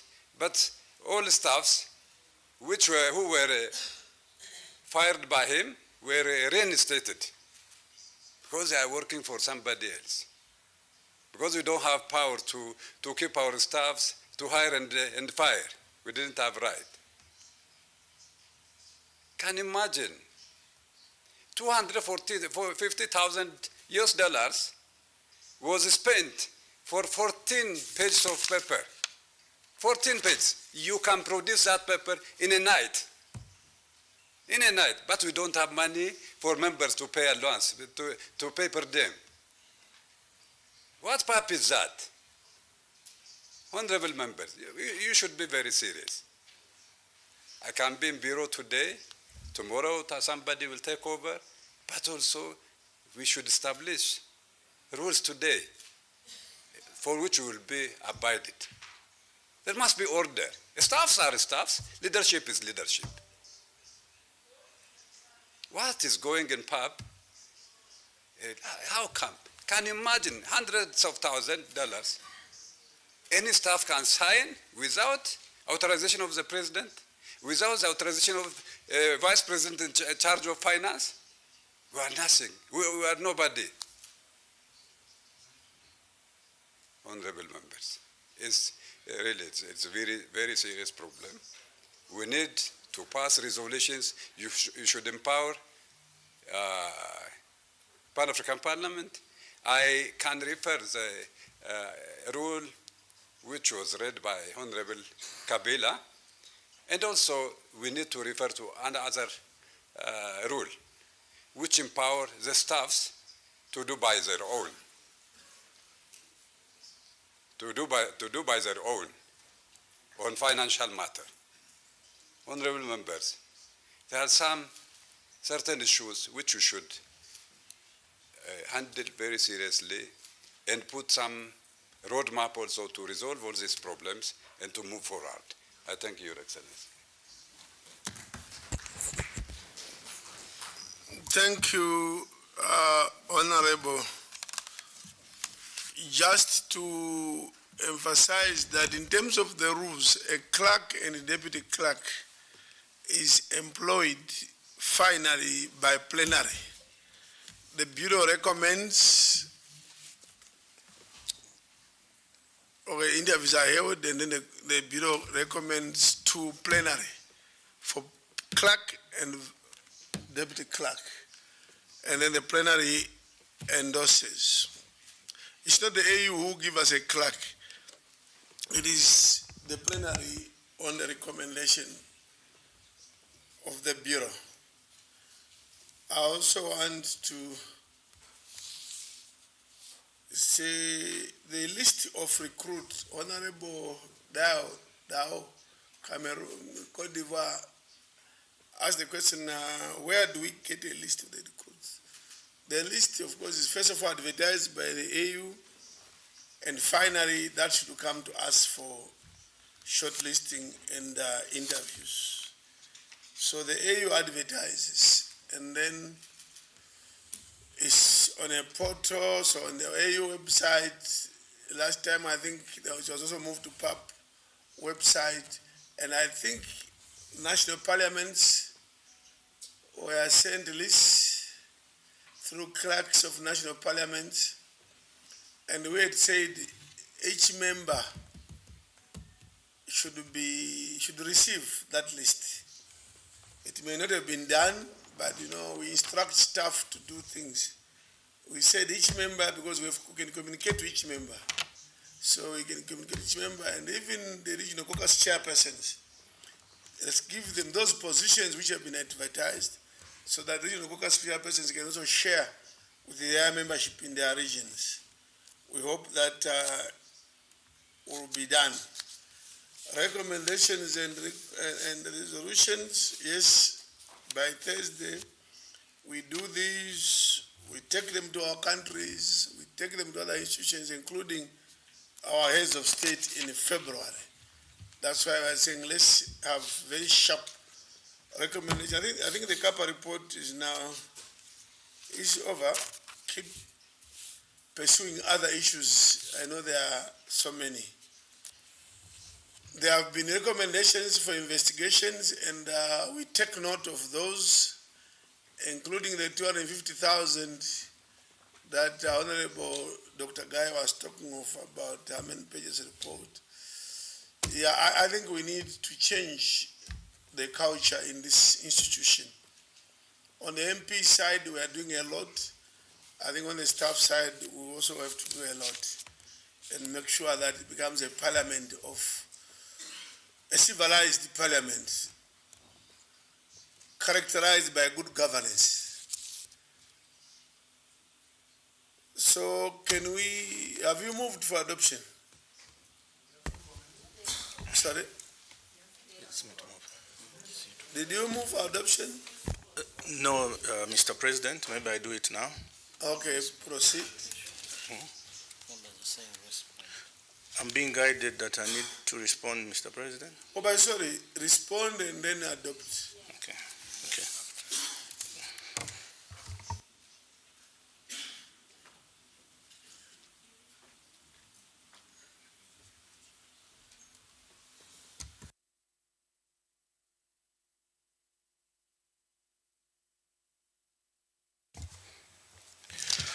Honorable members, I'll be very quick, but allow me to thank the members of CAPA that are present, the rapporteur, Honorable Patrick, Honorable Bettine from Cote d'Ivoire, Honorable Mama Mahamat, Honorable Kamani and Honorable Cherif, and also to thank our support staff, the clerk of CAPA, Dr. Ndidi. The first response is to my caucus chairperson, Honorable Majordina. I think the issue of the host agreement, as she put it in perspective, and indeed I take note. I think even from members, it's clear that this agreement actually is in force. Otherwise, it would have been inconvenienced, and I don't think there's complaints with transport and the host. Everything is in place, and it's the annex that hasn't been renewed. So I think just for legal and audit requirements, the external auditor need keep putting it in their report.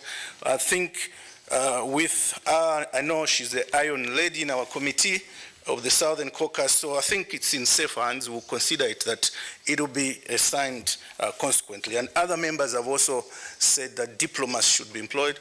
Honorable Kabila mentioned that the president also is good at diplomats. So at that level, I think this item will be implemented. Honorable Domain from South Sudan, he was concerned with procurement and contract as the center of corruption. I could not agree more. We need to nip in the bud. That's why actually CAPA now, we're doing snap audits. And Honorable Kabila also mentioned the importance of monitoring and evaluating. If we just sit and wait after the effect, then we are just evaluating when money has already been lost. That's why we need to monitor. And as CAPA, we work in offices now to check quickly. Even the 250,000 it's been raised, it's not in the report because it has to be investigated by the auditor, and it has to be in a report. So it will be in my next report. For now, I was mentioning it as part of my conclusion that we've already detected. We cannot wait. We're mentioning and we're zeroing in to see what were the approvals, what happened, so that when we come here, it's official in a report, because there is a foundation of an official report done within PAP. Honorable Felix Okoto Ogong from Uganda, one item I pick up is we are sitting in migrants illegally. There's a point there, but I think it's been dealt with.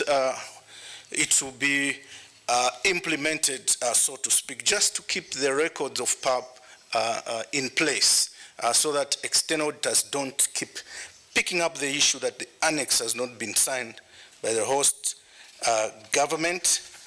In the interest of time, I move to Honorable Senate Bideri from Rwanda. One item raised worth noting is the performance of the organization depends on motivated staff.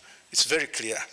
In any organization, the staff need to be motivated, but when they perform, equally, the staff need to be reprimanded, the ones that are not performing.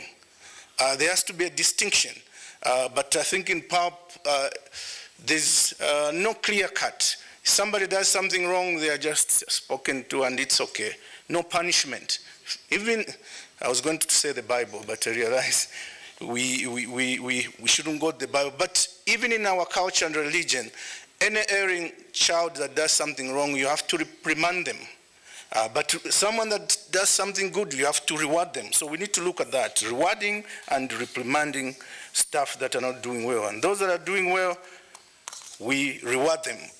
Honorable Muntaka, the 250,000 I've mentioned, I was just preempting what we have already detected to come in the next report. And he also says we should give the Bureau mandate to recruit before March. I think most members have raised that. The Bureau has and should have the mandate to recruit, even for the clerk. The clerk will report to the president and the Bureau, so he should have a say on what qualities he's looking for. They are established academic qualification, but then whoever is doing the work for him there, he has to have a big say. So most members echoed that our Bureau should have powers in recruitment. AU should oversee the process, but they should not be the last determinant of shortlisting. Other members have actually even asked the President and the Bureau to take it up with AU, that they need to have a say to put their foot down. Honorable Matole from South Africa, Motseke, I pick one item. Let's give the Bureau time to engage the South African government, the AU. He called the President Master of Chief Diplomacy. And also, he says that there's no crisis at PAP and leadership. We put a good leadership. And as I said, that saying in Bemba, Uganda, apparently, our tribe sounds the same, so he understood. The president and the vice president will only be as important as we ourselves, we make them. If here at PAP we are not respecting them, we are allowing staff to bypass them, disrespect them, how will they be respected outside PAP? So it starts with PAP, making our own presidents and vice president important here and feared. Not feared, they are good people individually, but they should be able to hire, they should be able to fire, they should be able to approve contracts of spending of money. Anywhere, even in our countries, who makes the president, what makes the president's president? It's their ability to hire and fire ministers. It's their ability to control the finance through the budget by the finance minister they appoint. But here, our people, our president, our speaker, our vice president, that bypasses them, eludes them. The staff eludes them using the AU. The other members even said staff should not use the AU and bypass the Bureau. That's something our Bureau should take up with the AU. We are autonomous, but we report to AU, but they shouldn't micromanage this institution and get involved in little details of shortlisting. I go to Honorable Kamani from Tanzania. One item, PAP should create a dialogue with AU, just agreeing with what I've said. And Honorable Zen from Algeria, we need to go back to who is responsible for what, elected leaders and management. All powers rest with it, which needs to be distinct. Who is the boss between PAP Bureau and the PAP Secretariat? It's very clear. The boss is the Bureau, PAP Bureau. The Secretariat, by definition, they are the secretaries to the Bureau. They operate based on what the Bureau is directing them. So that distinct power needs to be made clear, that office works at the behest of the PAP Bureau. Honorable Musana Eric from Uganda, one item, independence of PAP in recruitment of staff, as mentioned. He also echoed that. Honorable Gabara from Cote d'Ivoire, we need to give power to the Bureau. So all members are unanimous that the Bureau needs to be empowered, but also goes, I'll mention that when I come to the Dr. Gayo's comments. Honorable Toiketi from Ethiopia, recruitment staff must be recruited by PAP. He also agrees. Honorable Raji from Botswana, value-added tax, he says we should push. And again, we have our ANC Chief Whip, also the SADC Region Caucus Chair, Honorable Majodina. She's in here, and I think she'll do our own internal push. She was very helpful in the matter. And we're almost there. I spoke myself to the South African Revenue Commissioner in charge, overall general, and he was surprised. They are not refusing to pay us. It's PAP staff, they are not logging in to claim that money. That's what the problem is. There is all manner of excuse. No, the email is lost. Now it's no, only a South African can do, because it comes a part when you're logging in, it asks for your SA ID. And the conclusion has been made. When maybe it can be bypassed, those are operational issues. And we mentioned to them, stop sending emails, go to the South African Revenue Authority, sit with your peers. We cannot go back to the overall Commissioner General. He says he's happy to pay, the money is there, but claim it properly. So they should go and liaise with their peers at the Revenue Authority. The operational matters, I don't think this plenary should be involved. The staff should get it done.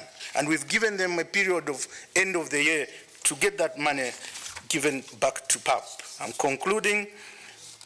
The MP, honorable member from Tanzania, said the clerk is not appointed by PAP, so there is no way that they can account to. I think we've agreed. The clerk should be appointed by the PAP Bureau, and the clerk should report the PAP Bureau.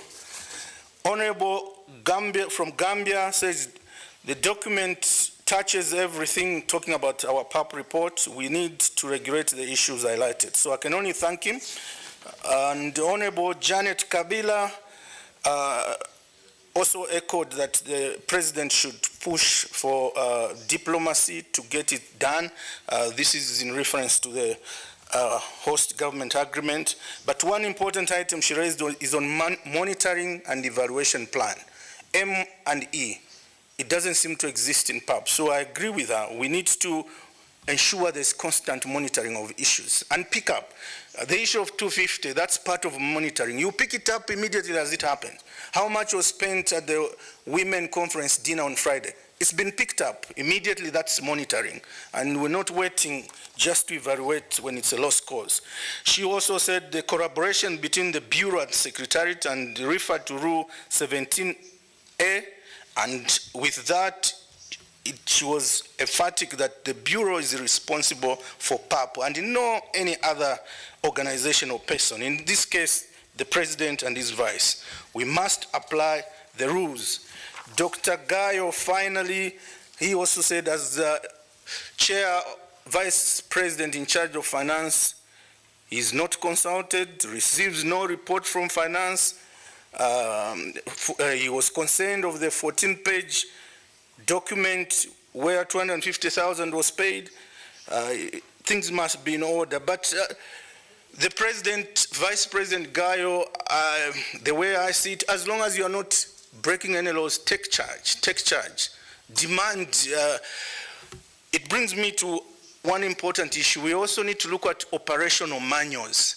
There doesn't seem to be operational manual to state the process of procurement. Who raises the voucher? At what stage is it approved? Who makes the final approval? So we need to get operational manuals in place for all the departments, what they need to do. Honorable members who contributed and honorable members who are present, I thank you, and I thank the President, Chief Charumbira, and I thank the Vice President, Dr. Gayo. Thank you very much. I seek your indulgence to propose and second the CAPA report. Thank you. To propose and second. I therefore would like... Thank you, Mr. President. I made a suggestion, and I thought that he was going to include that looking at the time that we are about to close this session, the next session will be in March. This plenary should give the authority to the Bureau, together with the regional caucus heads, to go ahead and finish the recruitment before the end of the year, so that when we come in March, they report. So I want you to add that to your motion so that when you move, then we approve them together. Thank you very much. Well noted, Honorable Muntaka. Honorable members, Mr. President, the Vice President, I wish to propose that this CAPA report, together with the powers to give the PAP Bureau powers to recruit all the vacant position, is done as soon as possible. I thank you. I propose. I seek a seconder. Amendments. Honorable. I think for better statement, you need to put notwithstanding the rule of procedure of Pan-African Parliament, which requires the approval of the plenary. So we need to put that notwithstanding. Yeah.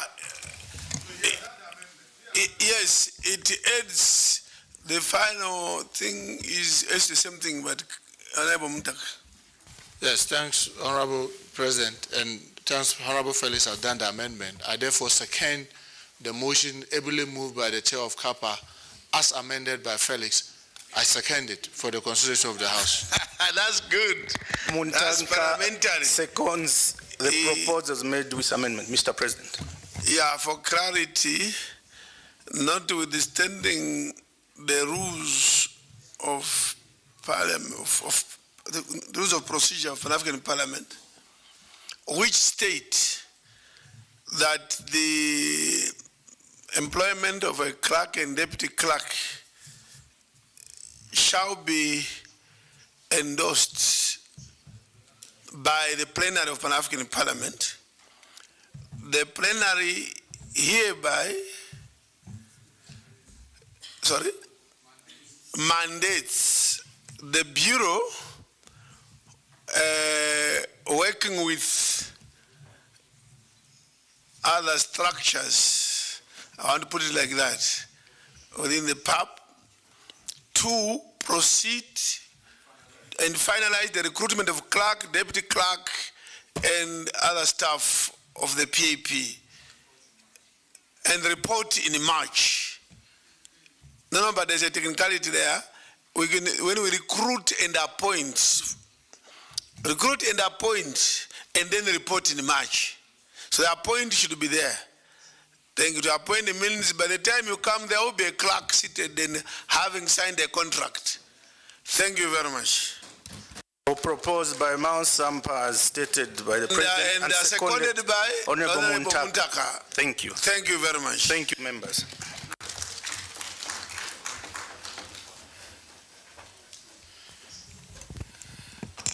We can now move to the budget presentation by the chair of the Monetary and Finance Committee, Honorable Muntaka. Sorry, I need to come to here.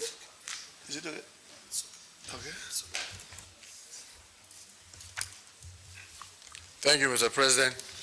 Colleagues, I know we are exhausted, but fortunately, most of the issues between finance and audit, there's a very thin line. So what I'll try to do, since all of us are holding the document, is to try as much as possible to summarize the report as much as possible, hoping that the full report will be taken as fully read once I just pick salient points. Mr. President, let me start by thanking the Secretariat and my colleagues on the Monetary and Financial Affairs for the support in sitting to look through all these budgets and then the executions and reporting. Colleagues, you notice that we are reporting on the budget execution for 2021, but we don't have the budget execution for 2022 because the year has not ended. And then we are presenting the budget for 2023 because AUC has taken the lead to even approve it long before now. So now if you look at the budget preparation, the total for 2021, the total amount approved was 11,887,700 compared to 16,408,177 US dollars in 2020. The reduction was due to austerity measures, implementation of AU Golden Rule, and the budget ceiling approach set up by policy organs. The table below, which is the first table that you have under the budget appropriation, clearly shows how these figures play out. Mr. President, the execution for 2021 was not good at all. And Mr. President, as you all will be very much aware, because of the COVID pandemic, we couldn't carry out most of our activities as expected. So you will see that the budget execution for 2021 was just about 73%. Now I want to take this opportunity to make a small correction. If you look at the table under operational budget execution 2021, when you look at the specific items of MP statutory activities plus others, you will see that the revised budget was $1,505,100. Then you see budget execution for this year ended 31st December 2021 is 850,693 US dollars. Now, when you look at the budget balance, you have 1 million that is written there. It's wrong. It's a typo. The actual balance is 714,407 US dollars. So 714,407.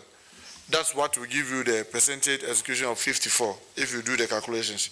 So, Mr. President, if you go to the program budget execution, here again, because of the COVID, an unfortunate incident that happened in the chamber that led to the suspension of the Pan-African Parliament, here the program budget execution was only 24% because there were no plenary, there were no community activities. Virtually a lot of things didn't happen. So that explains that phenomenon. Now when you go under committee observation on the budget execution overall, you will see that the overall budget execution rate for 2021 is 68%. The execution rate for the operational budget, which I mentioned earlier, was 73%, and for the program, 24%.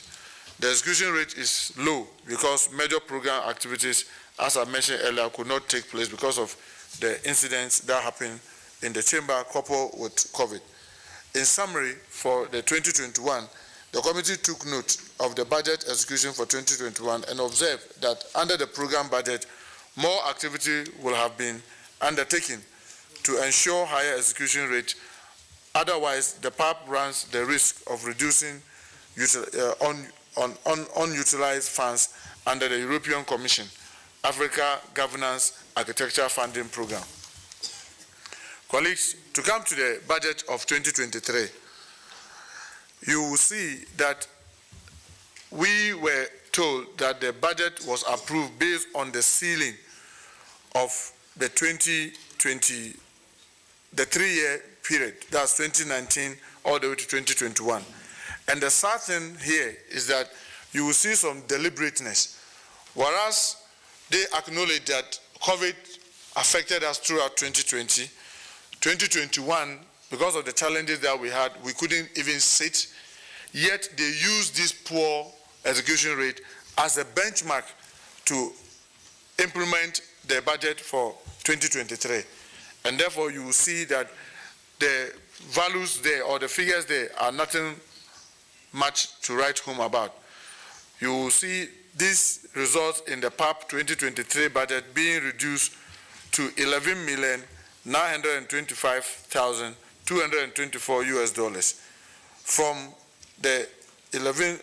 Okay, so that's about 2 million, and then 2,111,273 for program budget, and then 9,813,951 for the operational budget. That's the two. When you put them together, is what gives you the 11. Let me emphatically say, the Committee on Monetary and Financial Affairs does not participate in the preparation of this 2023 budget, because this was done in June in Nairobi 2022, and you acknowledge that we couldn't resume our activities as PAP until August. By the time we came in August, they had already done this meeting, so the committee could not participate. This narrative report discusses the individual budget line and provides the assumptions that were used in determining the initial budget amount and the justification for the activity. The narrative below is supported by the budget tables. So you look at those tables, then you see how they really, allocated the amount. Now, when you go to the operational budget for 2022 was 10 million, about 10.6 million, and the approved operational budget for 2023, even when they now know that we are now fully in session, they further reduce the operational budget from the 10.6 to about 9.8. That's a decrease of about 8% without any basis for the reduction. Justification of the difference budget category that form the operational budget is below. So you will see what is below. Here again, just as the CAPA report indicated, our inability to quickly fill in the vacancies, because if we're supposed to have about 74 staff, and out of that, about 22 are vacant, obviously their salary and emolument allowances will always be sitting.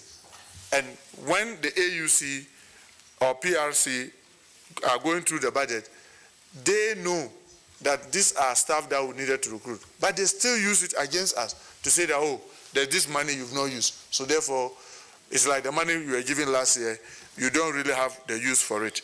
I'm happy that just a moment ago, we have approved that the Bureau should go ahead and recruit the staff by the end of this year and report to us in March. I'm sure this is going to help us close these challenges and the gap in our budgeting.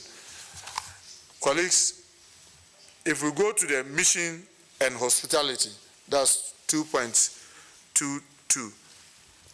The budget category for mission and hospitality is made up of 3 subcategories, being missions of members of the Bureau, missions of parliamentarians, and the missions of staff of the Secretariat, and then hospitality.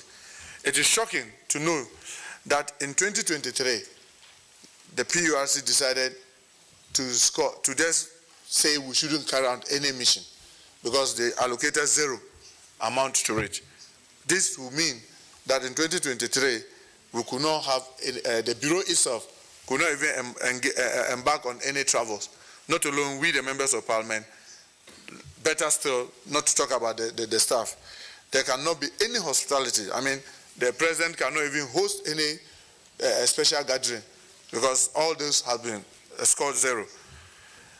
Now, when you go to the Bureau and MP's costs, which the table is there below there, you will see one of the most significant things that I want to draw your attention to is MP medical cost. They have decided that in 2023, they were going to give us not $1 to take care of that. What it means is that in 2023, may God forbid, if we are in this chamber and any of us collapse, the only way we can help the person is maybe to contribute money to support that person.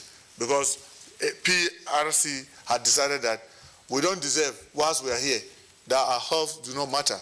And they are not ready to make any provision, even $1 for any of the MP's medical costs. And we know, staying here for 2 weeks, 3 weeks, we don't own our life. There can be challenges, you can go and eat something and you could have some challenge. So sometimes these are allocated in case of emergency. We used to have insurance, that has been cancelled.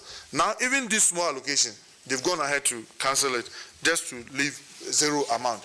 This is a very serious situation, and definitely as a Parliament, we need to put our heads together to see what we can do together. Now, when you look at another major area that I think is of importance that I need to mention to you is if you go to the MP statutory activities, that is 2.28. The table below shows the analysis of the budget line under MP statutory activities. The Parliament hosts 2 statutory sessions and 2 statutory committee sittings per year. The preparation of the meeting's budget covers the cost of translation, interpretation for the routine activities of the Parliament. The approved budget for this category is about $1.7 million, a decrease of about 8% on top of the 2022 budget.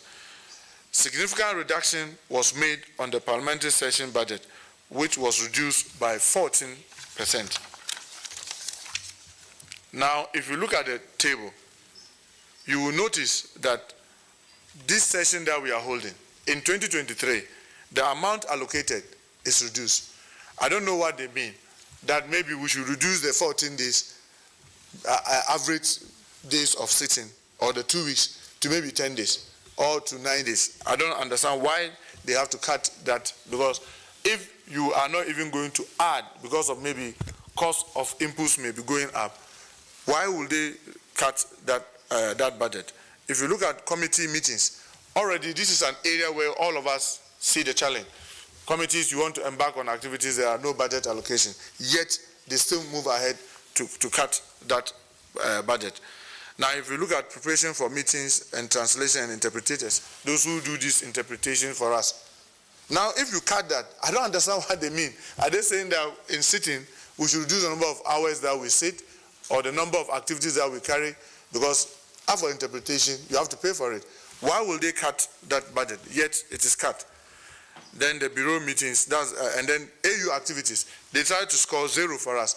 That means we as PAP, even though we are an organ of the AU, if AU is carrying any activity, even our president should not attend.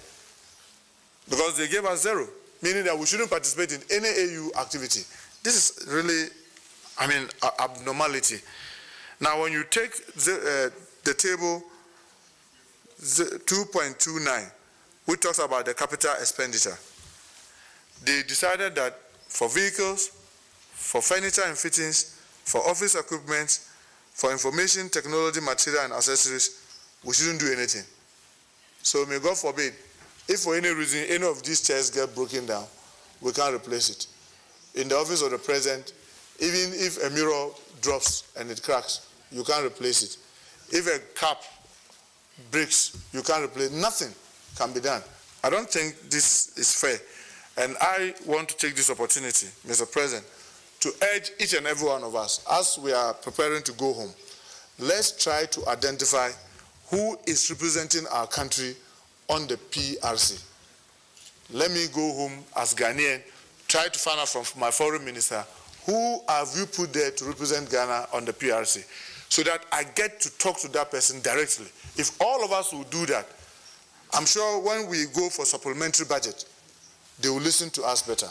But if we don't do this and we leave it to the Bureau, I'm sure individually in our various countries, they will have great respect for us.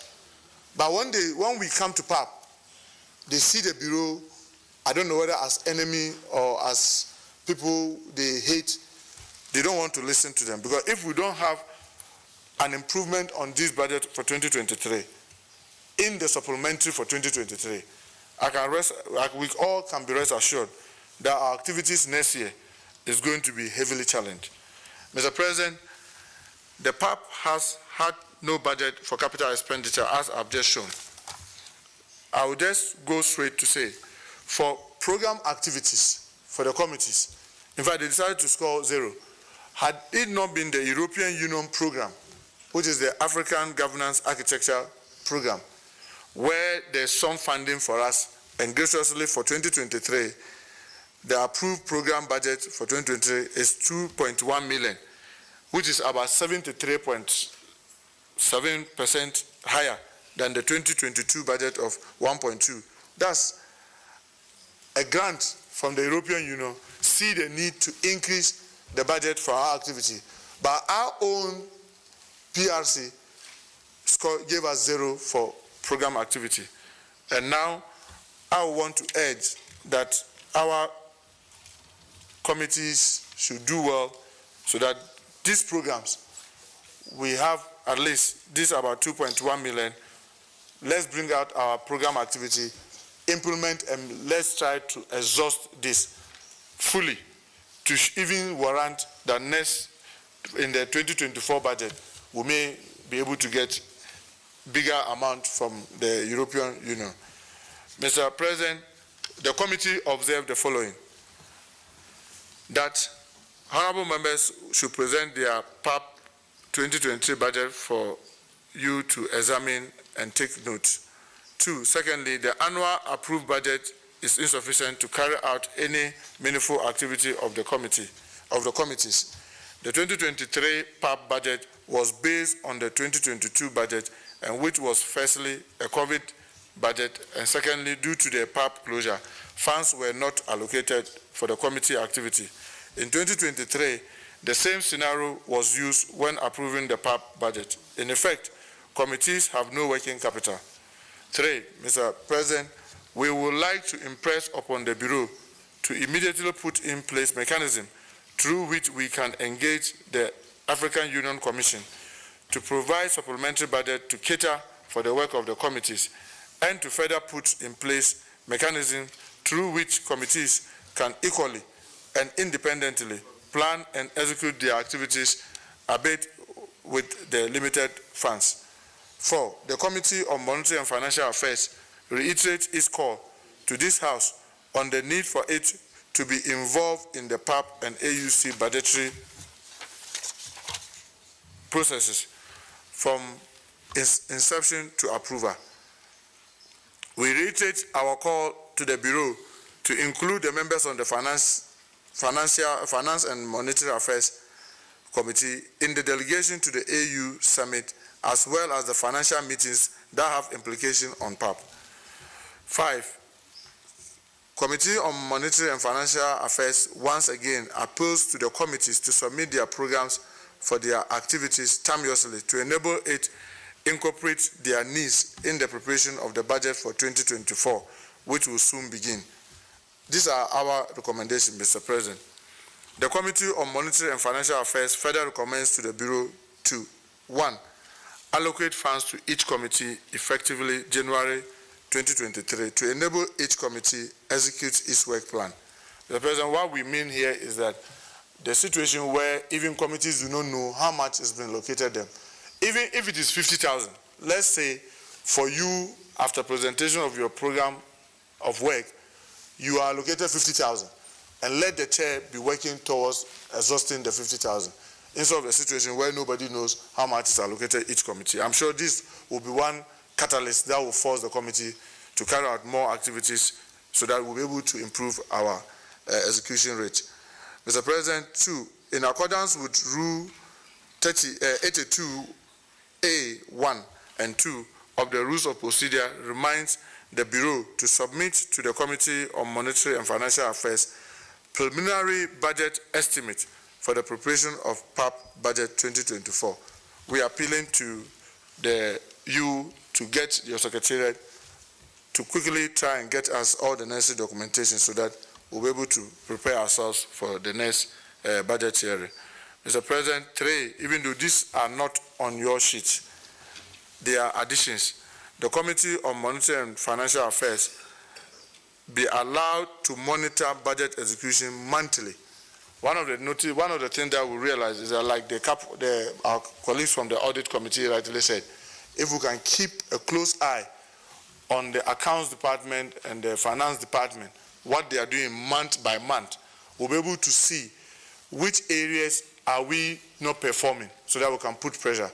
If monies are allocated, there are budget lines, and they are not being used, we don't have to wait until it is November when it is just 1 month more before we start complaining. But if we can monitor month by month as Finance Committee, we'll be able to see which areas are not doing well so that we can prompt the Bureau to get those sections to also speed up and improve the work that they are doing. 4, all of us, I've said this, but I'm just adding to the recommendation, all of us should look for our country's reps on the PRC. They need to be talked to before the supplementary budget and then the budget for 2024. Mr. President, I beg to move accordingly. Thank you very much.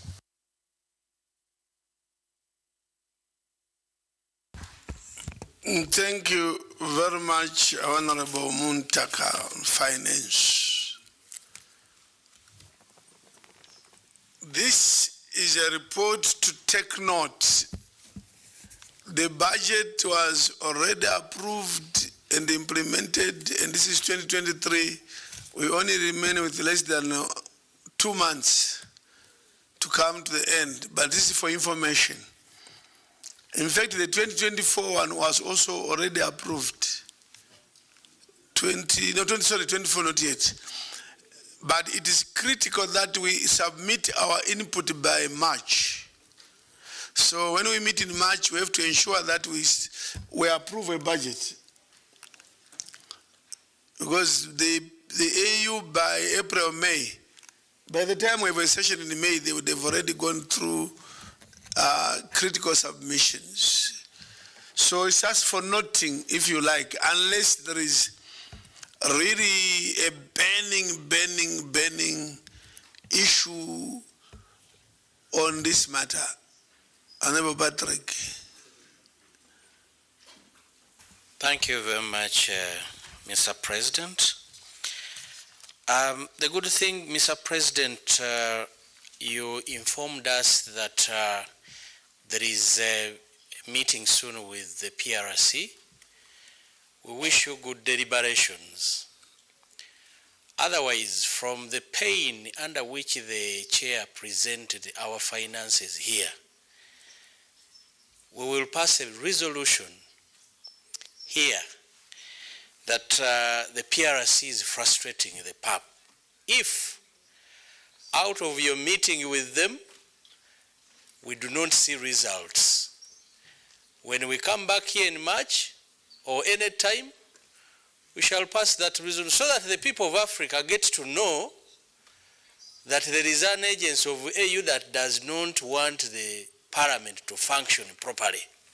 So I had to make that because I saw how the chairperson of finance is trying to show how this institution may not be able to function properly come next year because the PRC is looking at it as, I think, as a neighbor's child under the circumstances. So, Mr. President, when you meet them, pass on our information that we are not happy in the way they are handling matters to do with the PAP finances. Mr. President, honestly, if there was COVID the other year, how do you expect the same institution to operate on the same budget that they operated on under COVID, if you're serious? So, Mr. President, I want to thank you because you've also indicated that by March we will have made our contribution towards the 2024 budget. Otherwise, I am so worried that this institution called the PRC might not be so much interested in this organization called the Pan-African Parliament. Thank you very much. Indeed, we made our case in Lusaka to foreign ministers. What the finance committee chair said to the PRC, we showed them that we are back to work, but the coffers are empty. The PRC said, give them money. Those are the foreign ministers. They even put in their resolution our previous request of a retreat. The retreat is one of the decisions of the PRC, the Executive Council, in July. But we keep pushing and writing, when are we holding that retreat? Because the retreat will unpack issues. They will unlock the jinx with PAP. They will understand better why we need medical aid. That's an opportunity to say, look, why medical aid and why it existed from 2004. What was the reason? And the issue of allowances, there's an opportunity for us to say, look, anywhere in the world, a member of parliament is paid a sitting allowance. Anywhere in the world is paid a sitting allowance. But the PAP, you have no salary, you have no sitting allowance, you have no any other allowance. These have existed before, but they took them out. Talk to your PRC member, which is what Honorable Muntaka, please, let's cry here, but who is causing us to cry? It is your foreign minister in your country, it is your ambassador who is in Addis, who is denying us medical aid.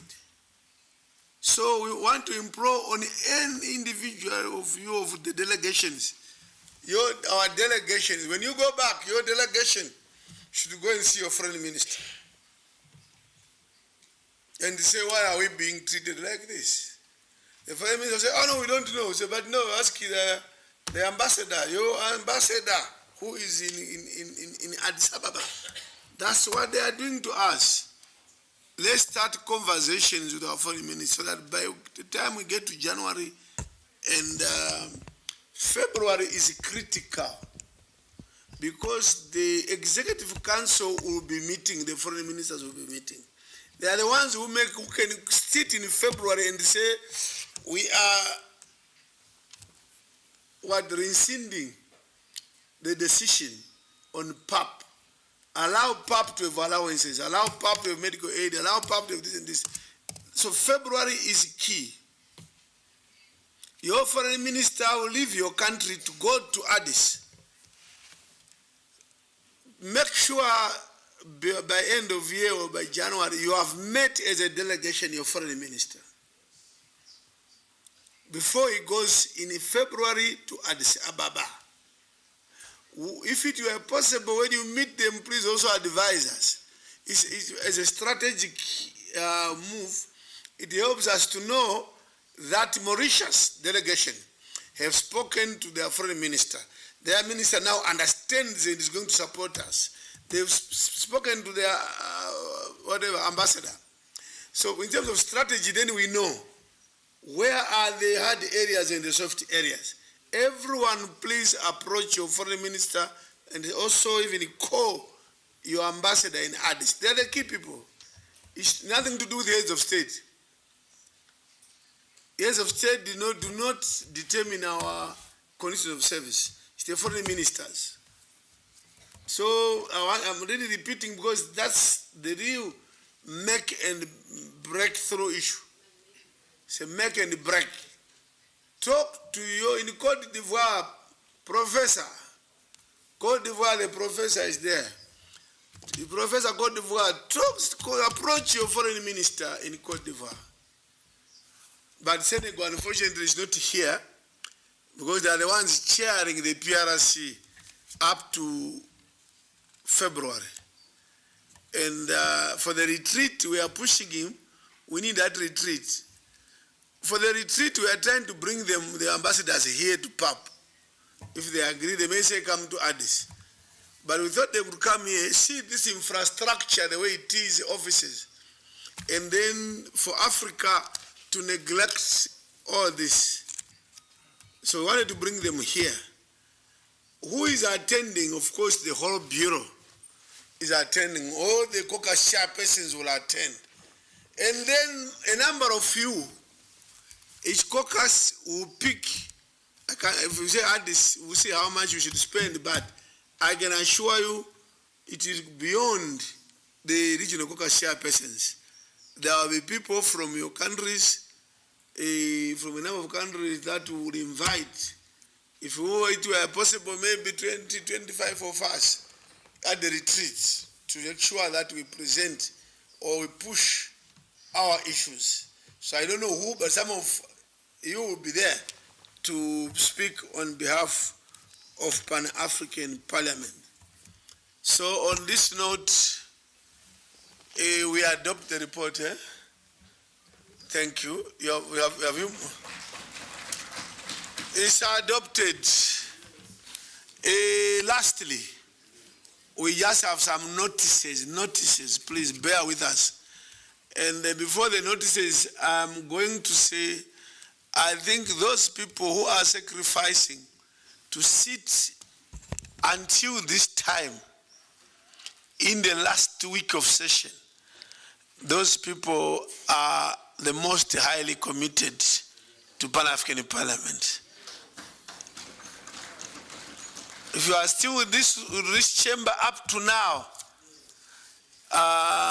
and I have an interest in that, I won't do it today, but I will start tomorrow.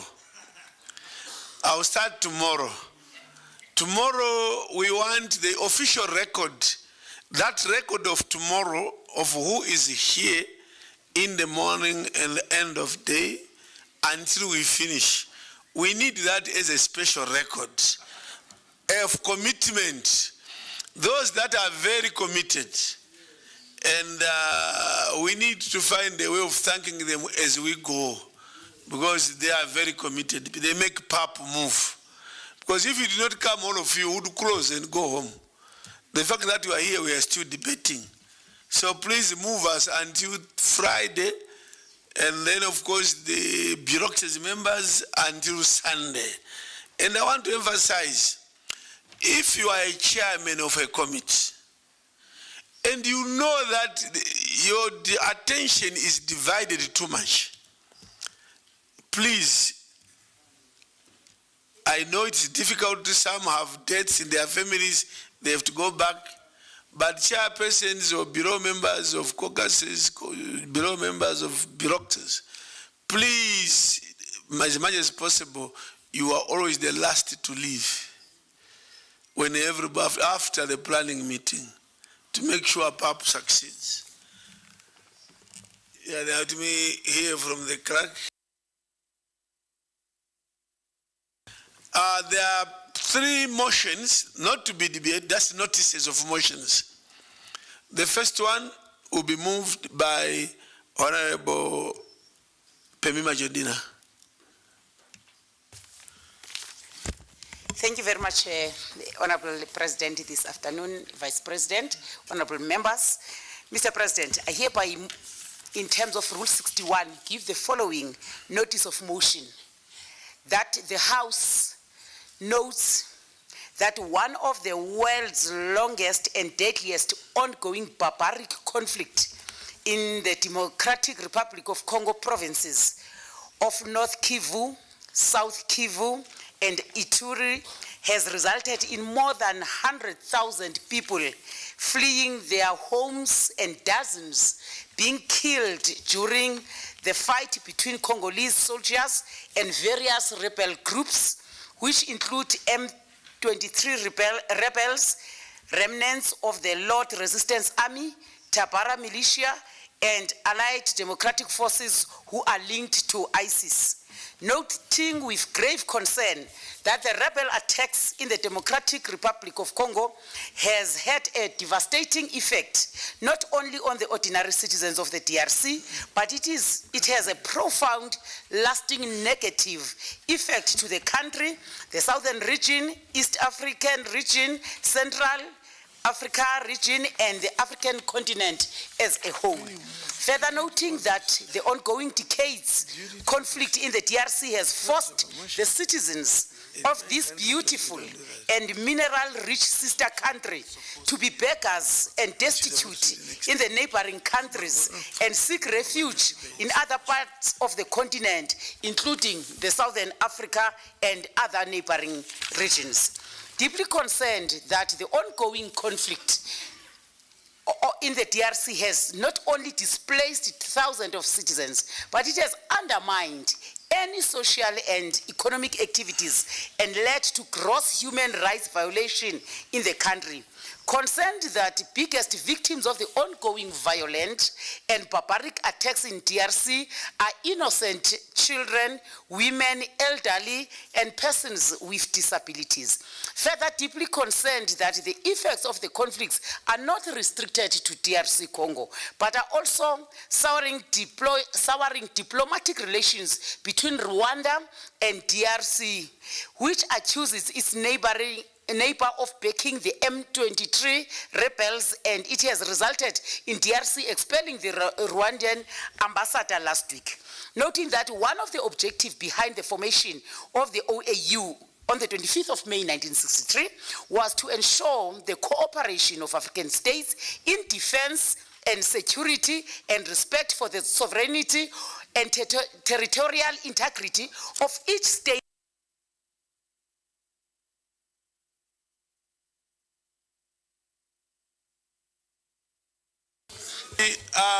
Honorable, just as well, at this stage, what you have read is enough, because you are simply moving a notice.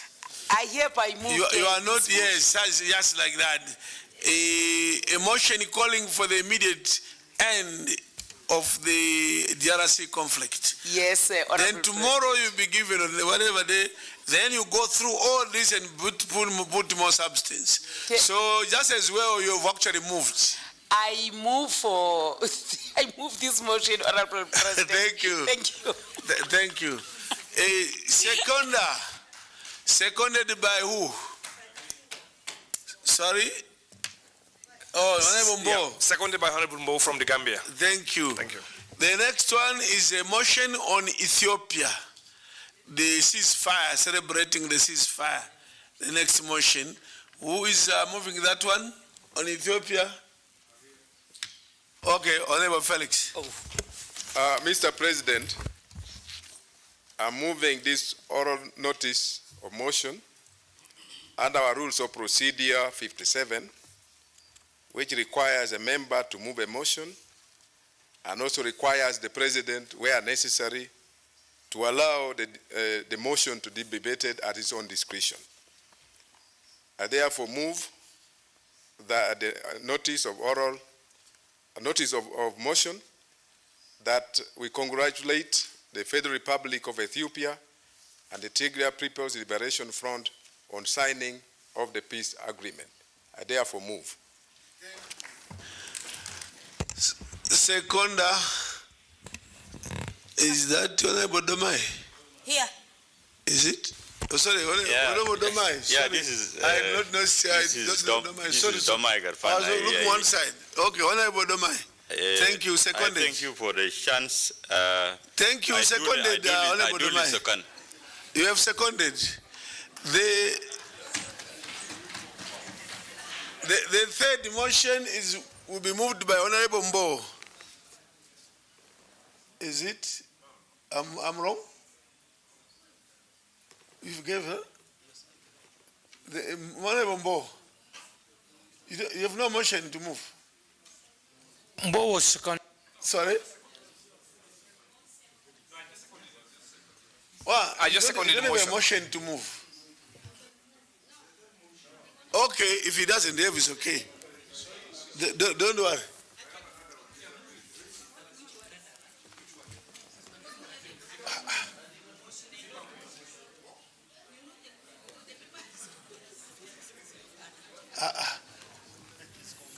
He is confused.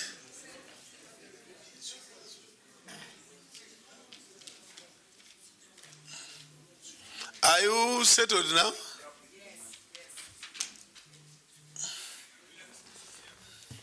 Thank you very much, Mr. President. This is also another notice for a resolution calling for the immediate lifting of unilateral economic sanctions imposed on the Zimbabwean government by the United States of America, United Kingdom, and the European Union.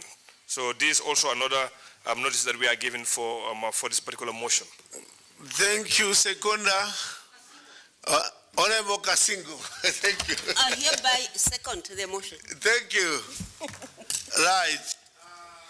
Of the rules, I'll allow this debate on these three motions at 9 tomorrow.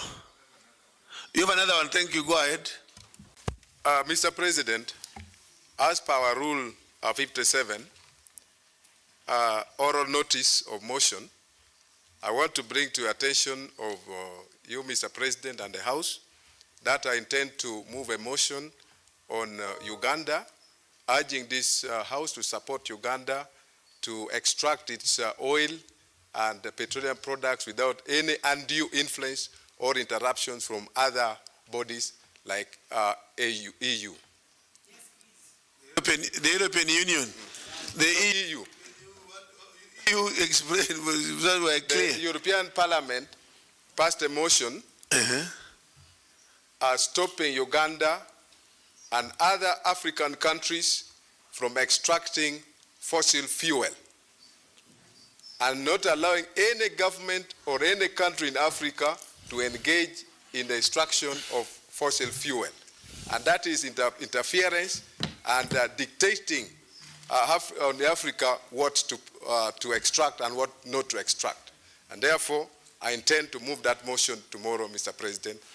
Thank you. The Uganda has discovered oil, but the European Union is saying your pipeline from Uganda will pass through a number of countries, and I think through Tanzania.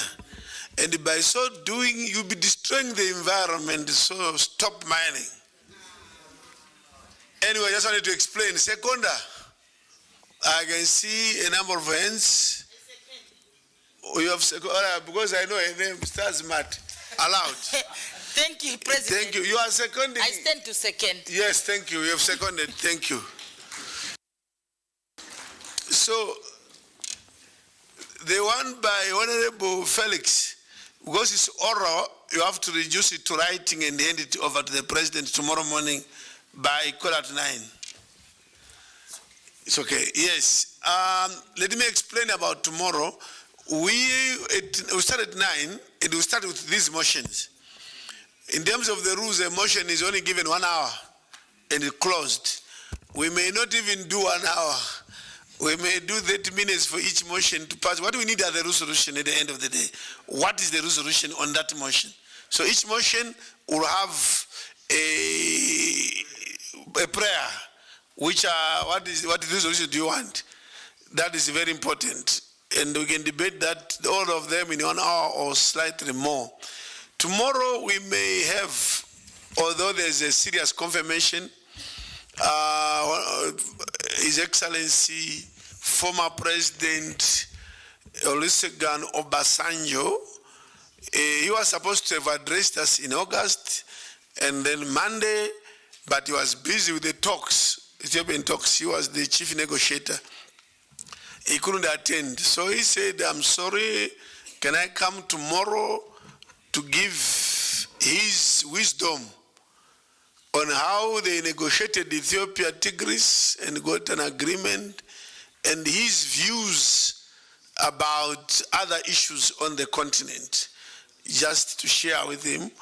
We don't envisage debate after his presentation, but I'll give a speech before him,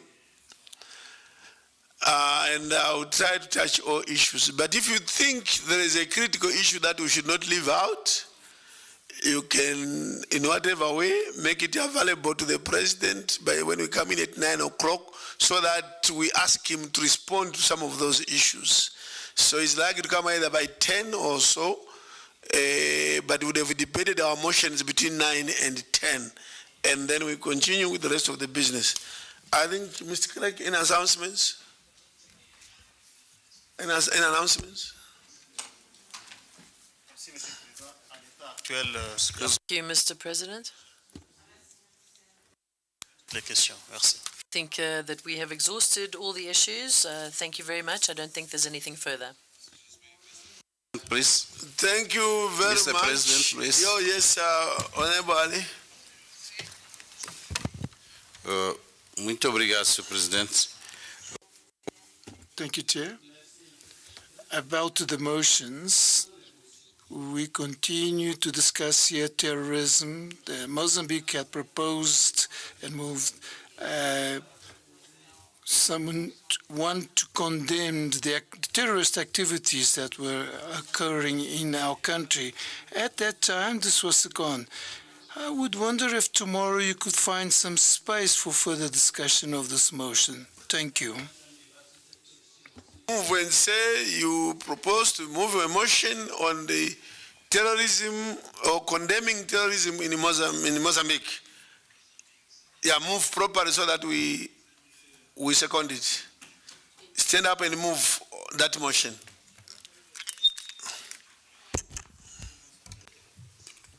Muito obrigado. Thank you. So we would like to make it clear that in the Southern Africa area, we have been victims of terrorism, particularly in Mozambique, in Cabo Delgado region. It's an attack to our region, and we feel that this parliament should have a very strong condemnation of this, and we should therefore approve a motion again, and to also to beg for the support to support Mozambique in its fight against terrorism, because this is in the interest of the region. Thank you.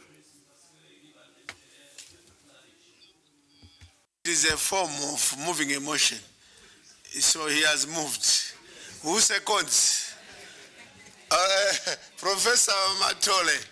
Second that and confirm that is a threat against all of us in the sub-region, in the SADC. Thank you. Because you have done it orally in terms of the rules, you have not given me anything written. You have to submit that motion in writing before we come into the chamber by 9 tomorrow morning. Yeah, and then put resolutions that you want us to, in the condemning, what sort of resolution condemning. Thank you very much for your commitment. We meet tomorrow 9 a.m. sharp in this chamber tomorrow.